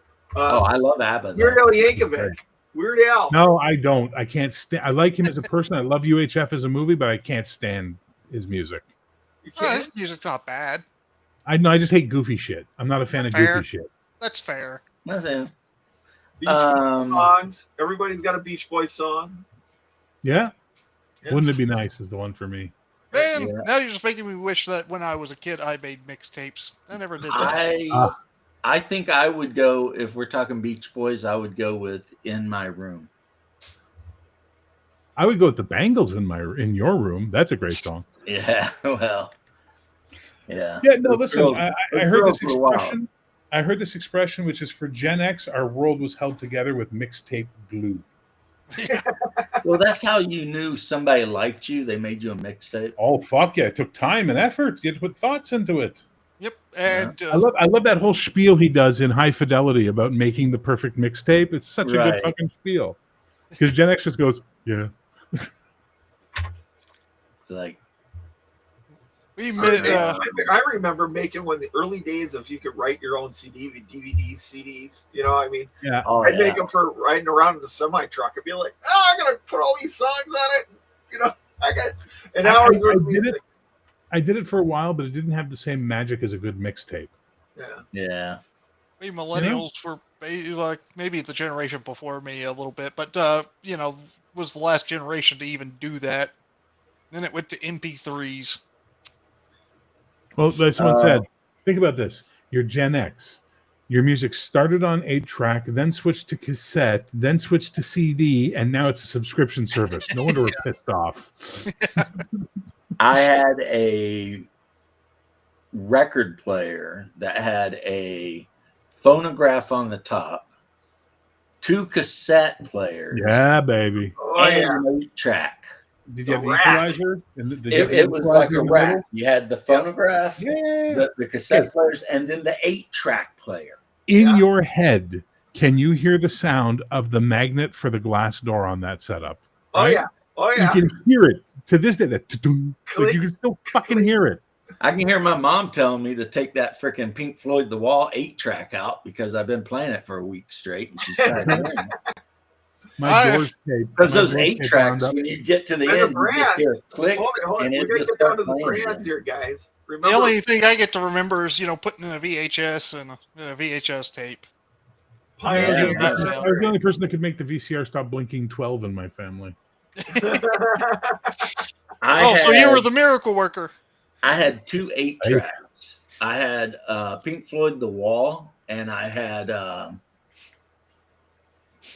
Casey and the Sunshine Band, I think. KC and the Sunshine Band. Yeah.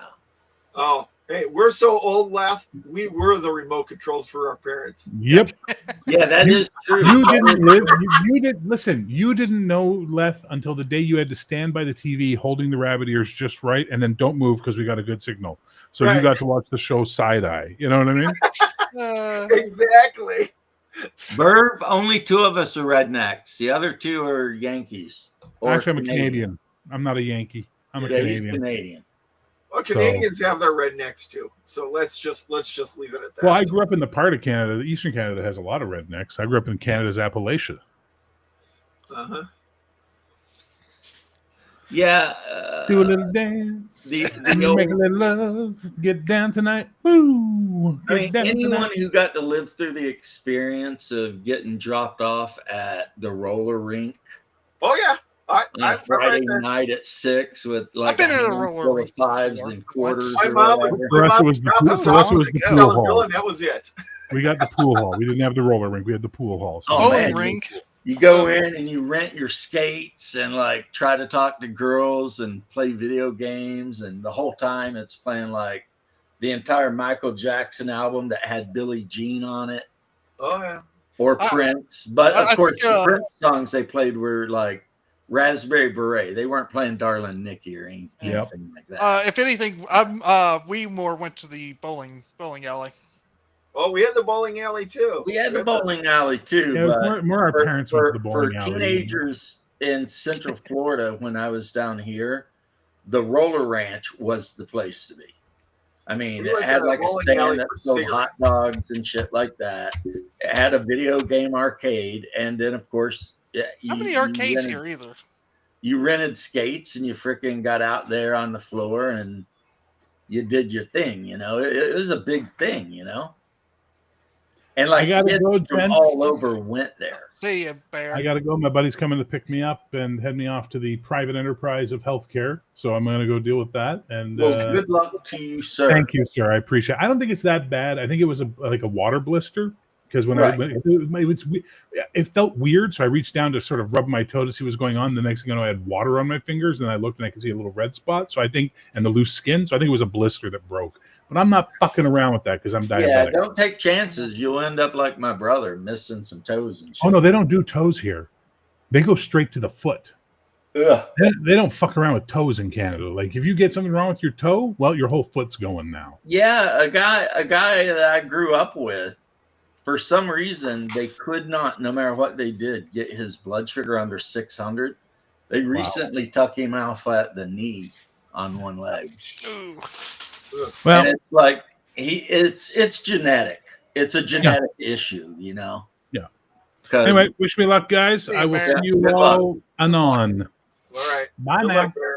If the doc puts both hands on your shoulders, Ron. No, that's how they do it up there. Yeah, I'm Canadian. Maybe I'll just lean back. We just push back on it. Man, or damn, right. I can only think of one Kiss song that I like, and it's Strutter. Strutter? Yeah. The only Kiss thing I really think of at all is probably I Want to Rock and Roll. What is the that one? Beth, I hear you calling, but I can't come home right now. That one was pretty good. But Strutter is like the best Kiss song. It just starts out. I was never a Kiss fan. You know, me neither. Not really my thing. I know a thing or two about Shark. Much rather listen to AC/DC. I know he'll only let you down. I would rather listen to Van Halen or AC/DC. I mean, come on. So well, Van Halen 1984 was the shit. I mean, I remember I was like 15 when that came out, and it was just like, wow. You know what I mean?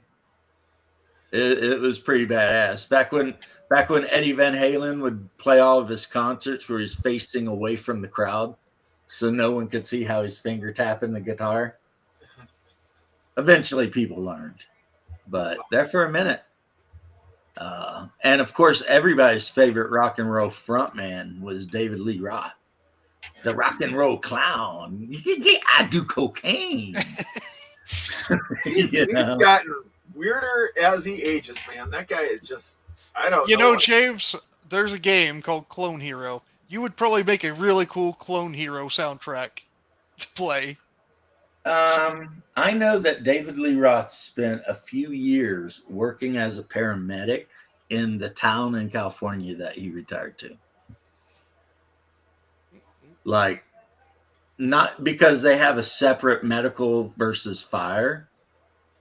So he wasn't an actual firefighter, but he was the guy the firefighters called if somebody needed, serious treatment and a ride to the hospital. So that's kind of what Eddie Roth, that's what David Lee Roth was doing, man. He was, doing that paramedic business, which I respect because having been there, it's not easy, man. You see a lot of fucked up shit.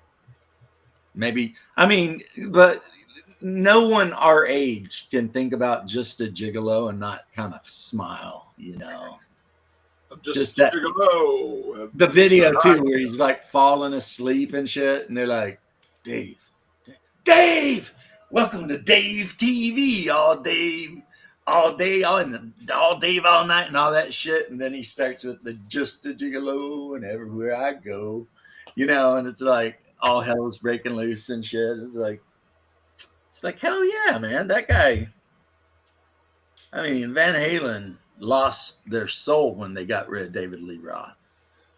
And I'm not even saying Sammy Hagar is a bad musician because he's not.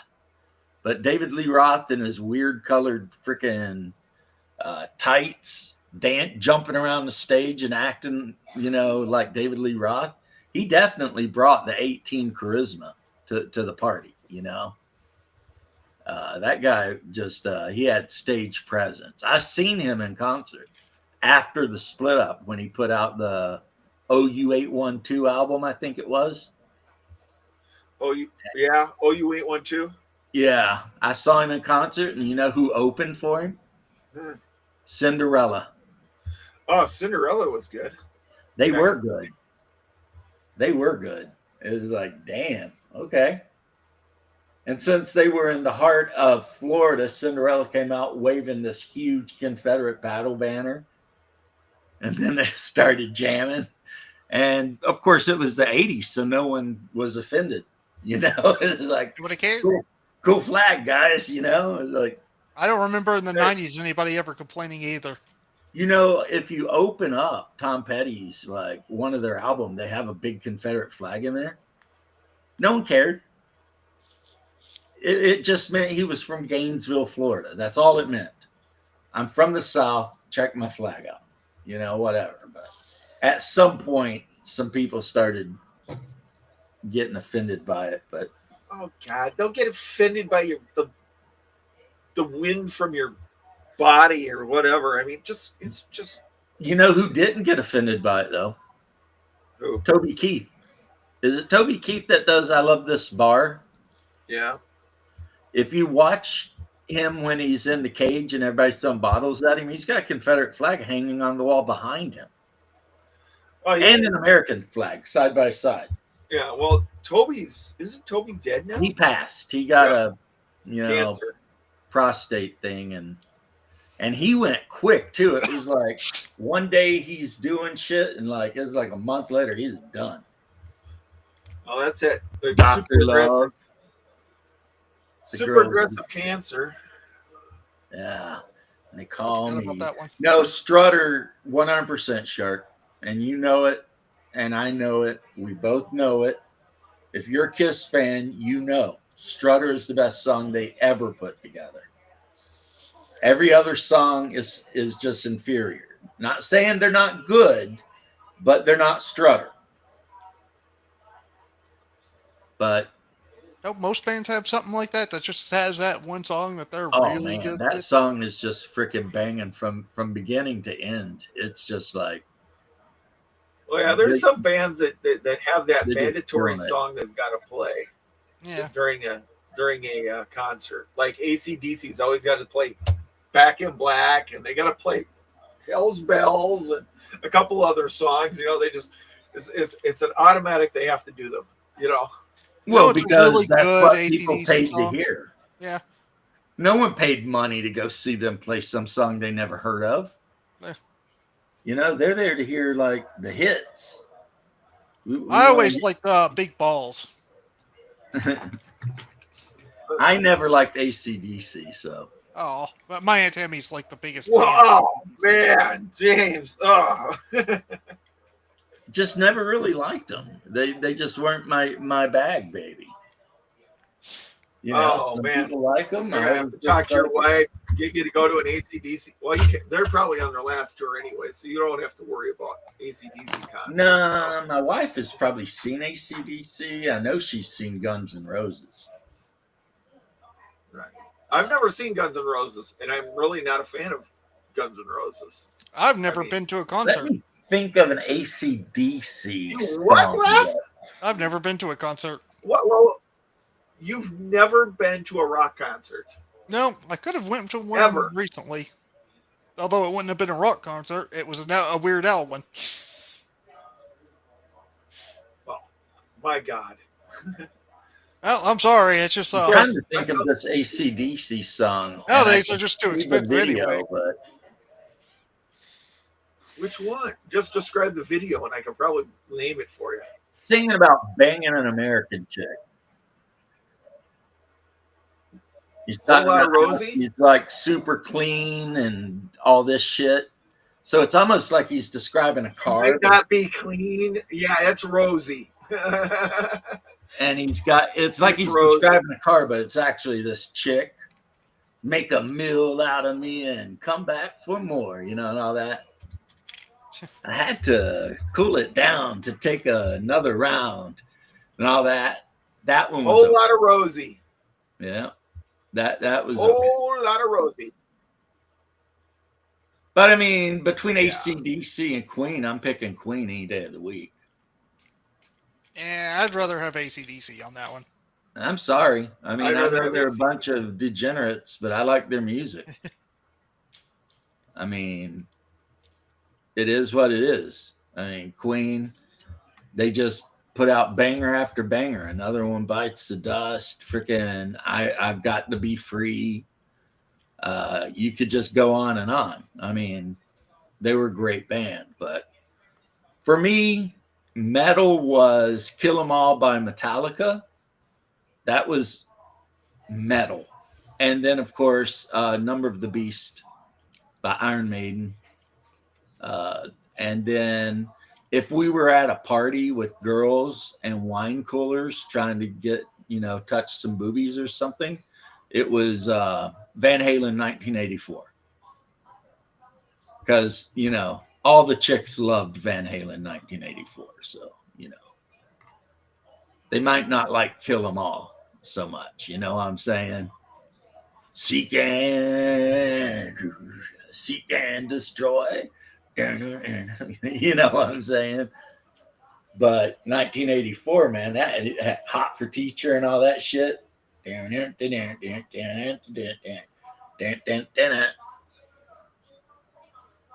You shook me all night long. Yeah. That one's a pretty good one.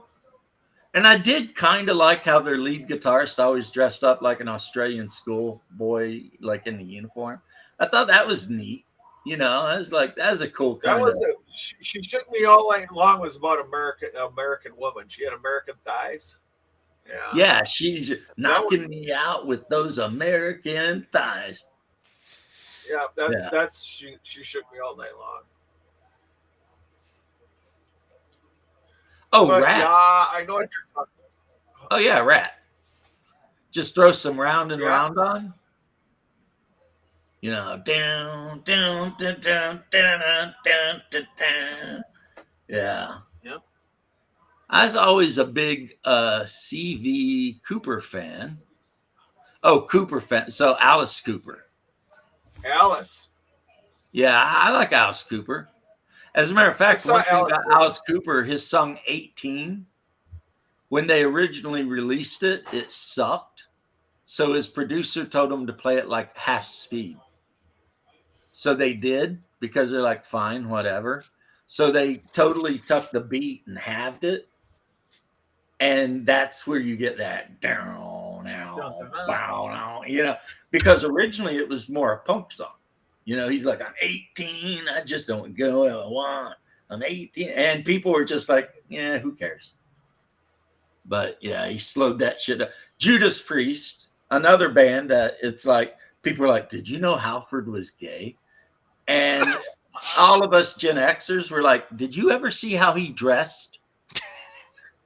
I mean, that dude was a leather freak from the get-go. He looked like the guy that rode on the back of the motorcycle of the really badass from like Mad Max 2.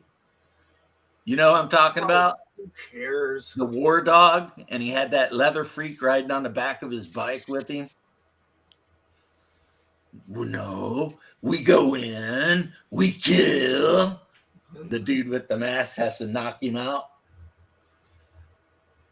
Calm, my dog of war.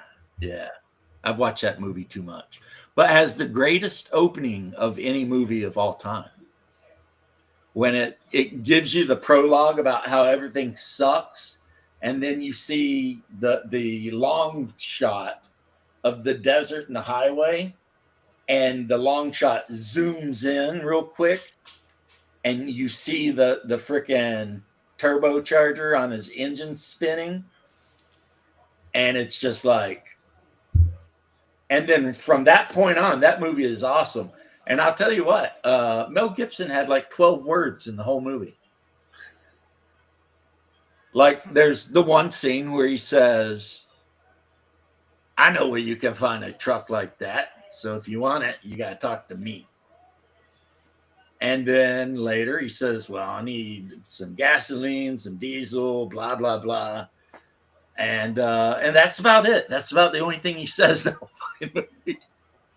The rest of the movie is just him doing shit, Lord Humongous. Yeah, that guy. The Ayatollah of rock and roller. Yeah, you even had some cops that went bad because there's the one cop car and the guys in the cop car were wearing cop gear. So either they killed cops or were cops, but we're like, F it,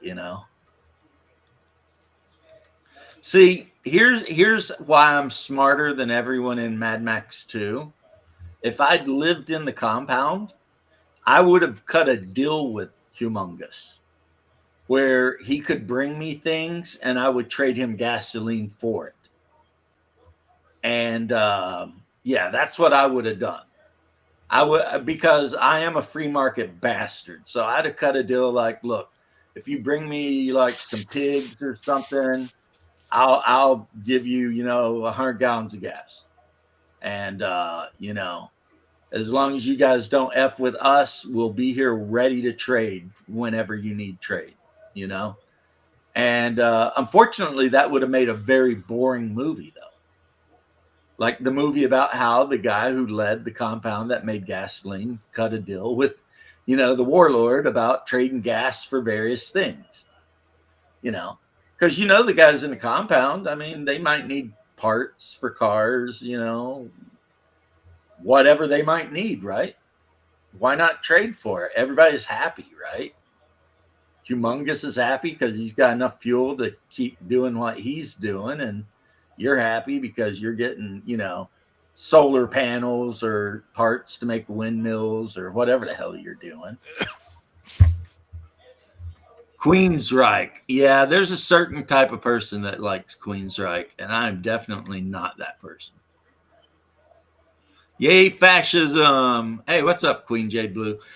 You missed the beginning of this, which I'm going to end this soon. I was basically talking about how all of the idiots are screaming fascism because Sweeney was in some jeans commercial. And they're saying that having a blonde girl with big tits being a jean commercial is like basically, the first step to the rise of the Fourth Reich or some shit. Which, let's be honest, it's just racism, Like what they're really saying is pretty white girls are not allowed to be in videos. Just can't do it because it'll piss off somebody.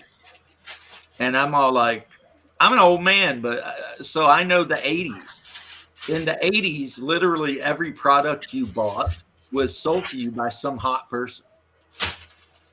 Whether it was bubble gum, Pepsi had, what was her name? The one supermodel. Come on, help me out. Brunette, had a little mole like Beauty Mark. Oh, God, now you got me on my.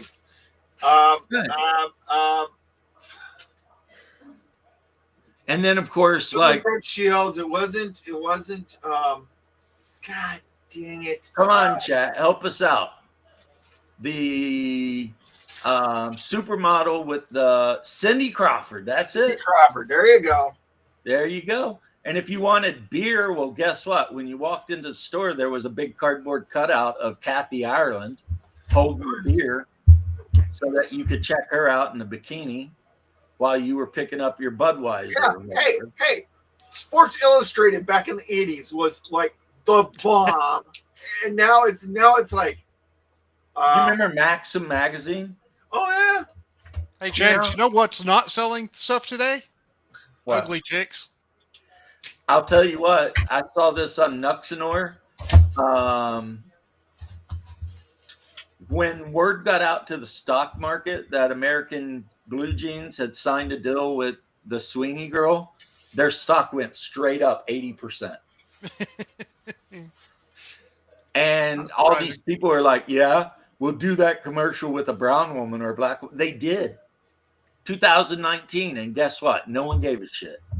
Yep, nobody cared. No one cared. But now you're mad. There was even some maniac trying to argue that since her name starts with an S, Susan or whatever, Sweeney, that, SS. So, I mean, obviously she's part of the Stormstoffel or some shit. I'll tell you what, man. TikTok is like a mental ward. It's like where the craziest people go to come up with the craziest shit. And it's always, and this is going to sound racist because it kind of is, it's always liberal, middle-class white women. I mean, every now and then you might get a black chick in there. You almost never see an Asian complaining about anything. But, yeah, it's some middle-class Karen with her Karen haircut complaining because she's not as pretty as the Sweeney girl.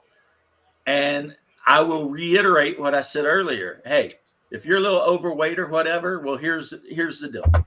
Take the pig ring out of your nose, grow your hair out to a pretty normal female hairstyle, dress like a lady, and most importantly of all, be nice to men. And you will get married. And a man will put a baby in you, maybe 5. And you'll be happy. That's all you got to do. It's really that easy. Women are their biggest downfall these days. Let's back up the truck. One more thing. Get rid of the fucking face tattoos. If a woman stop with all the tattooing. Yeah. The only people on this planet that should have tattoos are sailors or military dudes.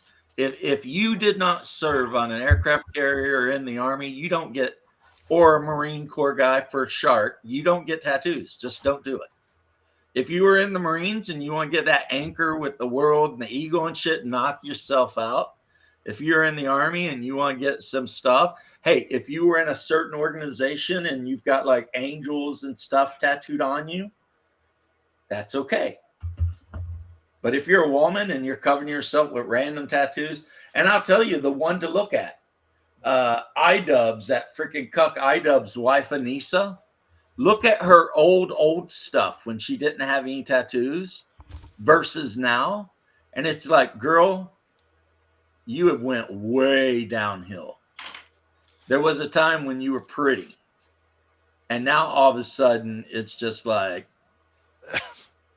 I don't know. I get, it's like, I almost feel like I can smell her through the screen, like she seems dirty.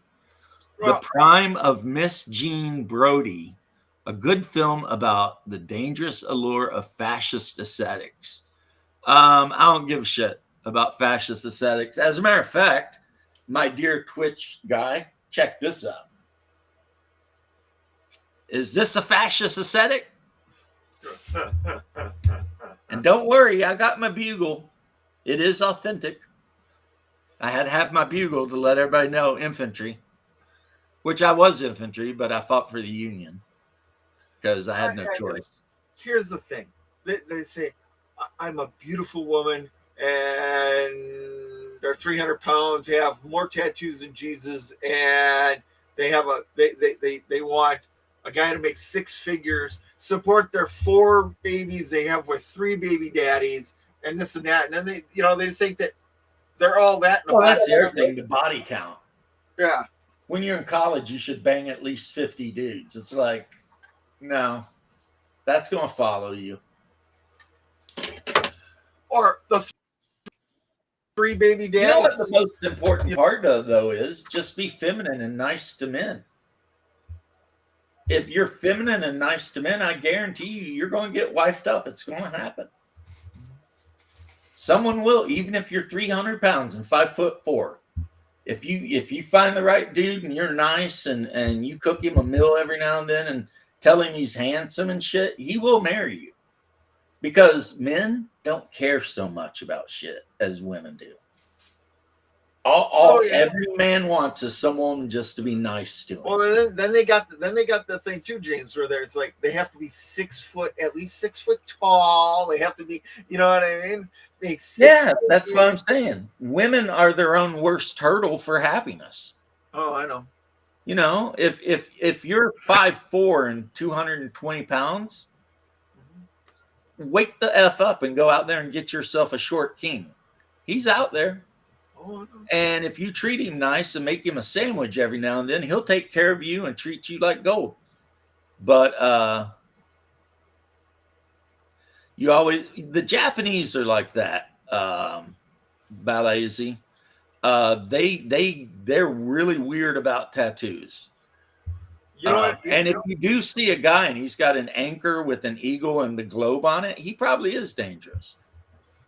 Here's the thing I think about tattoos.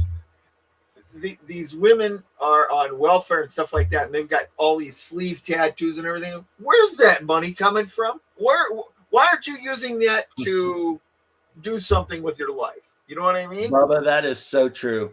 And I agree with that too, because I don't know if you guys know this, but tattoos are expensive. Well, I know. That's what I'm saying. Like some of them can be like literally thousands of dollars. And you're living in Section 8 housing. And also, in my opinion, but I bet you most men would agree with this, there's nothing less attractive than, or more attractive, however that it goes, than a woman with a freaking shoulder sleeve. No man likes that. Even if you don't mind a woman having a tattoo, if she's got some big shit running down her arm here, that is automatically just like, nah, fuck that. Because that's so manly. That's so masculine, you know? If a woman's going to get a tattoo, it's got to be something small and cute somewhere, you know? You don't get a fucking bunch. If it's a tattoo on a woman, it's got to be feminine. If it's got skulls and crossbones and that kind of crap, no. I'm not even going to try. You know what I mean? From the great book of Bubbaisms. Well, that's damn perfect psalm.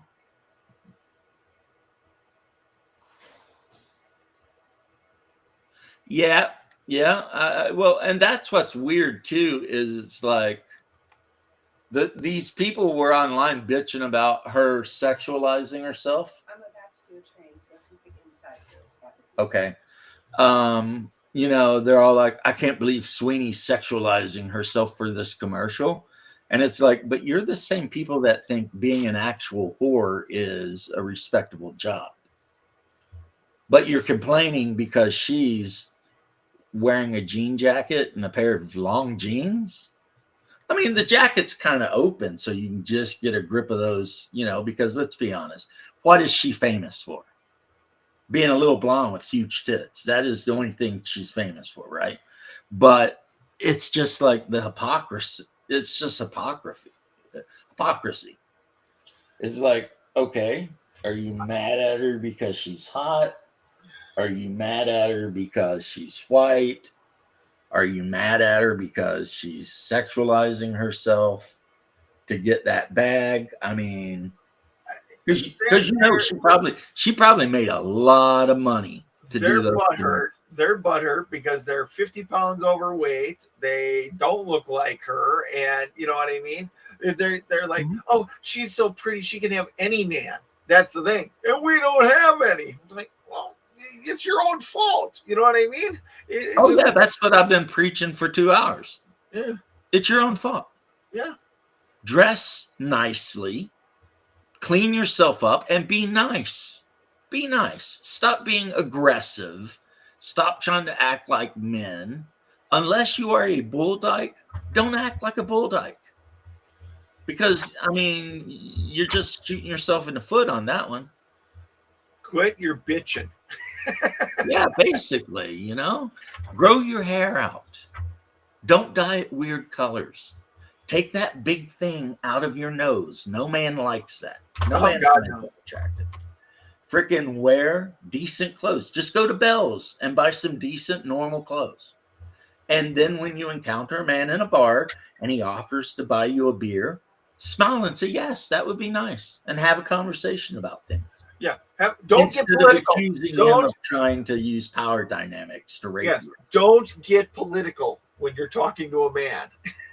Yeah, because 99%, any man who meets a girl and brings up politics is probably gay.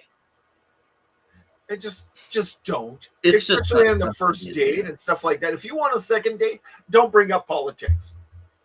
Yeah. Wait until you get. You know what? You don't have to bring up politics anyway, because if you're out on a date with somebody, by the second date, you know. Right. Just by the way people are acting, you kind of know, you know. Like if you're dating a dude and he's talking about how much he loves to go up to Kentucky every winter to shoot deer and shit, you kind of know. Right. Where he's probably going to be on the political spectrum, you know. And if he's gay, you know he's probably a Democrat. You know, it is what it is. You know, if the dude rolls in and he's relatively masculine and big and, you know, and he's wearing a button, you know, he looks like a Gopnik, then you can pretty much assume he's probably right-leaning. You know what I mean? If he comes in and he's packing, you know, concealed firearm, you can pretty much rest assured he's right-leaning.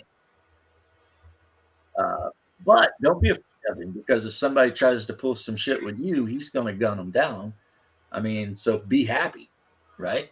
As a matter of fact, you should probably have your concealed firearm on you too, if you got your license or your state laws. James, I'm with you on this. And then they throw every word at you in the book if you don't conform to their. Well, the thing is, the ideal man. and people are starting to realize this, is the entire concept of feminism as we've known it in our modern time is a direct offshoot from Marxist dialectic.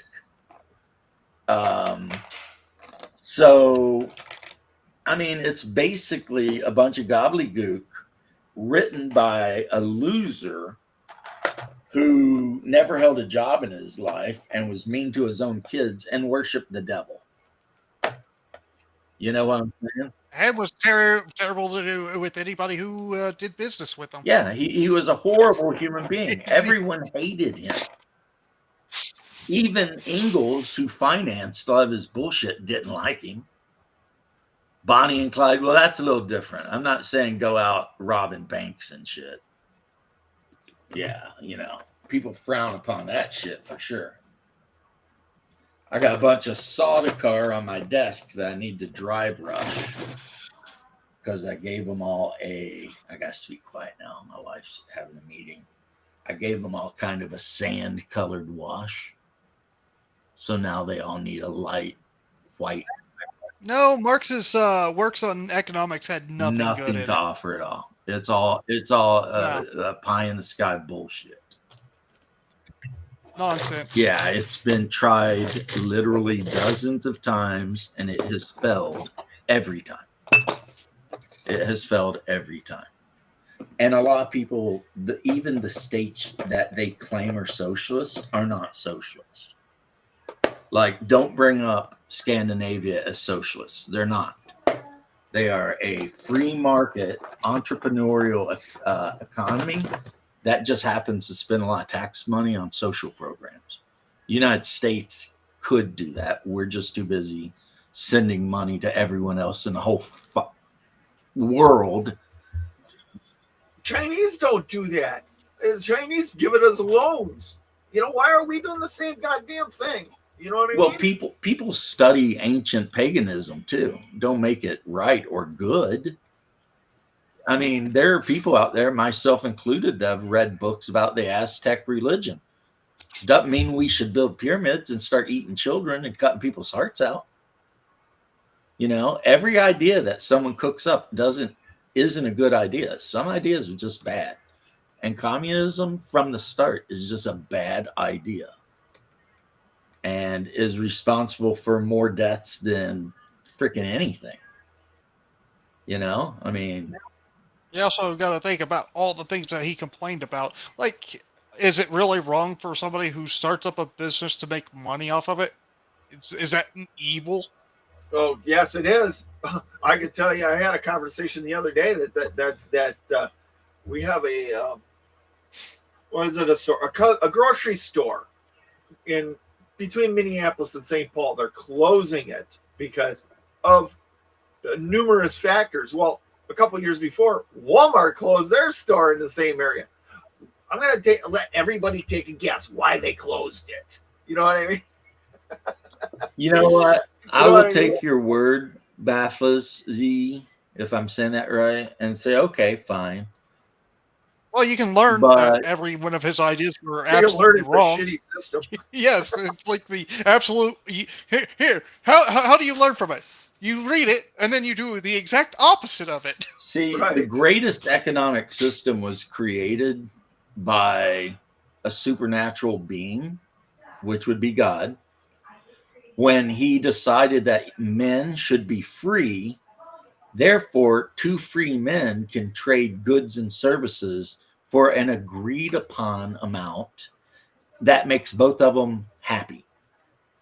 And that is the basis of what we call capitalism, the free market. Anytime the government or any group tries to get involved in that shit, it always ends bad. It's okay. New York City's going to have those new government grocery stores, and you can go in there and get everything in little white labels that says generic on it. And still Just pay wait, a fortune. wait and see how quick that crashes. You know it's going to. And Yeah. California is bankrupt. Yeah. To take a man's product is not wrong if the man agreed to create the product for you for a wage. Yeah. Yeah, Theft is wrong. Theft is the forceful taking of somebody's theft property. is the Like, I don't know, forceful Marxist ideals where they want to take your factory that you worked on, that you paid for, and cannot compensate you. That's a Marxist idea right, there. right. If you agreed to a certain wage to make a certain product, it's not fucking. It's just fine. It's insane. You know what I mean? Like if Henry Ford paid you $1 a day to put tires on a car as it went down the assembly line, you know, at the end of the week when he hands you your $7, that's not theft. You agreed to that. That was an agreement. Two people made a contract. And you're not forced to And work you for can leave. anyone. You Right. can leave And you anytime. can start It's like Plymouth. literally, there's other jobs. Or you can take the knowledge you Or just learned start at up your Ford and own. start Plymouth. Make your Yeah. own damn cars, you know? I mean, bonded labor is wrong. Yeah, we call that slavery. And we had this, Or indentured servitude. we had this whole big, like I said, I got the hat here. We had this whole big kerfluffle over here about whether that shit should be a thing or not. And it turns out we decided no. Now, Although somebody forgot to tell California that with their human Right. trafficking. Now, 500,000 people shouldn't have had to die to figure out that enslaving people is wrong, but that's how we're Americans. That's how we do.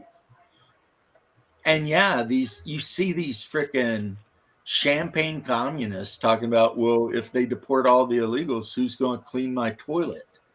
It's like, so basically, what Also, you're talking about. How also, about wouldn't you it be pick considered up- bonded labor if you're forced to work at a government factory without your consent? That would be bonded labor. Basically, anytime force or the threat of violence has to be used to extract value from a human being, then that's not really great. Which is why What I happened think in taxation is theft.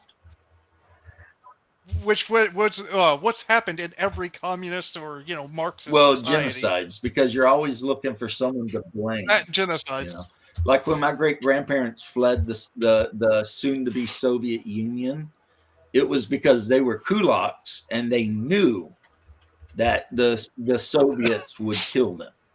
So they basically got rid of all the valuables they could and got the hell out of Dodge. Ended up in Germany for a little while and finally America. And finally Queens. The industrial North needed all the. Yeah, it was a weird thing, but at the end of the day, I think we can all agree slavery is a horrible thing. See, if the South, Slavery if was the a horrible, Confederacy evil had thing. been smart, not that they could do this, they really couldn't. But if they'd been smart, the second they had seceded, they would have freed all the slaves and just sent them north. And then been like, all right. And then the North would have been like, well, we can't blame slavery for invading them. So I And guess. here's another thing I want to say about this slavery reparations bullshit. My people weren't here when it happened. So you know what? You can take your reparations and you can go shove it up your ass because you weren't a slave either. You know what I mean? I don't believe in reparations, but if we're going to go back in history, my people were here since 1740, and I know for a fact some of them fought for the South, like Major Thomas McKee of the Orphan Brigade. And I still don't feel like I owe anybody anything, though. I mean, James, as a you matter were of fact, born.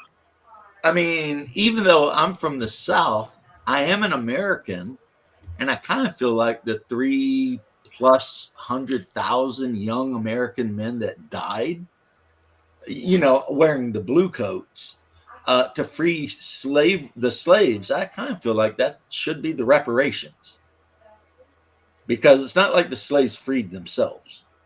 It was a bunch of Yankees from Minnesota to New York to frickin' Maine that marched down into the South, which is hostile territory compared to where they come from, and duked it out with a bunch of Southerners who, let's be honest, Southerners love fighting. That's why we got a Waffle House every other block.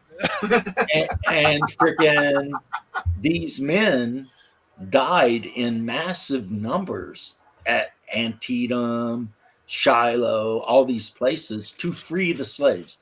So why aren't the descendants of the fallen soldiers? Where's their recompense? They paid in blood to free these slaves. Well, Balaji, I think there were plenty of reasons why the Civil War happened. It wasn't just slavery. It wasn't just economic. It was For a some lot of states, things. it was slavery, because Alabama Some states, yeah. literally put it in their notice of secession. Yeah, fair. But That's for true. other states, But I it don't. was economics. I mean, I'm in Florida now. There was social, economic, Hey, a lot of even different back things. then, those big plantation owners made a ton of money, and they were the politicians. You know what I Right. mean? They didn't want to lose their goddamn Yes. their farms or whatever. Cash cow. I mean, You know what's funny Yeah. is the parts of Kentucky that you would have thought would have been the most pro-South were actually pro-North. And then the parts of Kentucky that were the wildest were pro-South. So like the mountain folk of Eastern Kentucky, they were all Confederacy. But the people from like the plains and the horse farms, they were all for unification. Yeah, Lincoln brought it up because slavery had been an issue with Protestants in the North for a very long time. Heck, one of Kentucky's most famous politicians made it a big issue and probably pushed heavily for it again on Lincoln. You know who that was, right, No? James? Cassius Marcellus Clay, Oh, the guy that Muhammad Ali's actually named for. named after. Yeah, Yeah, Cassius Clay. I know who Cassius Clay is, and I know he was born in Louisville or whatever, but of course, the war didn't start on the grounds of slavery. It was a very complicated war, but at the end of the day, it it's the, ended slavery. it started because of Lincoln sending troops to reinforce a place that he A said he would fort, have Sumter. evacuated. And then Yeah, a yeah, Fort hot-headed Sumter. half-breed from New Orleans who decided to start shooting at the fort, even though he wasn't ordered to. And that would be P.G. Beauregard, who was Creole, mixed Creole and whatever, because I mean, New Orleans. I mean, if your family's been in New Orleans for more than a couple generations, you are mixed race. It's just how that shit rolls, man. You're Cajun or Creole or whatever. Yeah, Great Britain did that, but they refused to actually like really jump in on board with us, which is probably for the best. Let's be honest. It's probably right now the United States is a superpower. Had the Confederacy broken away, we might not be anything. It could have had a lot of run-on effects as far as World War One and World War Could have. Two and any other thing. But Oh God, just think if World War One happened and the Confederacy did win, and then you know, like the North was on one side and the South was on the other, well, there's a guy that wrote a book it about would have it. been And what crazy. happened is the North, because they were more industrialized and more whatever, they sided with the Kaiser. And then the South, because they were much more close to the British, sided with the Allies. So there was a trench war in the United States along the Mason-Dixon line between the Northerners who were allied with the Germans and the Southerners who were allied with the British. And it ended in a draw eventually. Like very little territory was exchanged back and forth. Turtle Dove talks about it. But anyway, well, it's been over 2 hours. 2 hours. So I'm going to go ahead and wrap this up. I'll see And you I'm then. going to find something to eat and aggravate my wife. So now you guys know all of my plans. Yeah, well, I got to go put on a AC compressor. What do you call those goddamn things on the end? A clutch on my girlfriend's car. So it's going to be my project this afternoon, and we'll see how that goes. Got to pull it off the spline and everything else. I don't want to take the whole goddamn AC compressor off because that means I'm going to have to take half the front end off. Big fun, but yeah, well, the United States, to quote habitual line crosser, and if you haven't watched this channel, you should. We just be building shit. We just be building shit. You know what I'm saying? So it just is what it is. all right.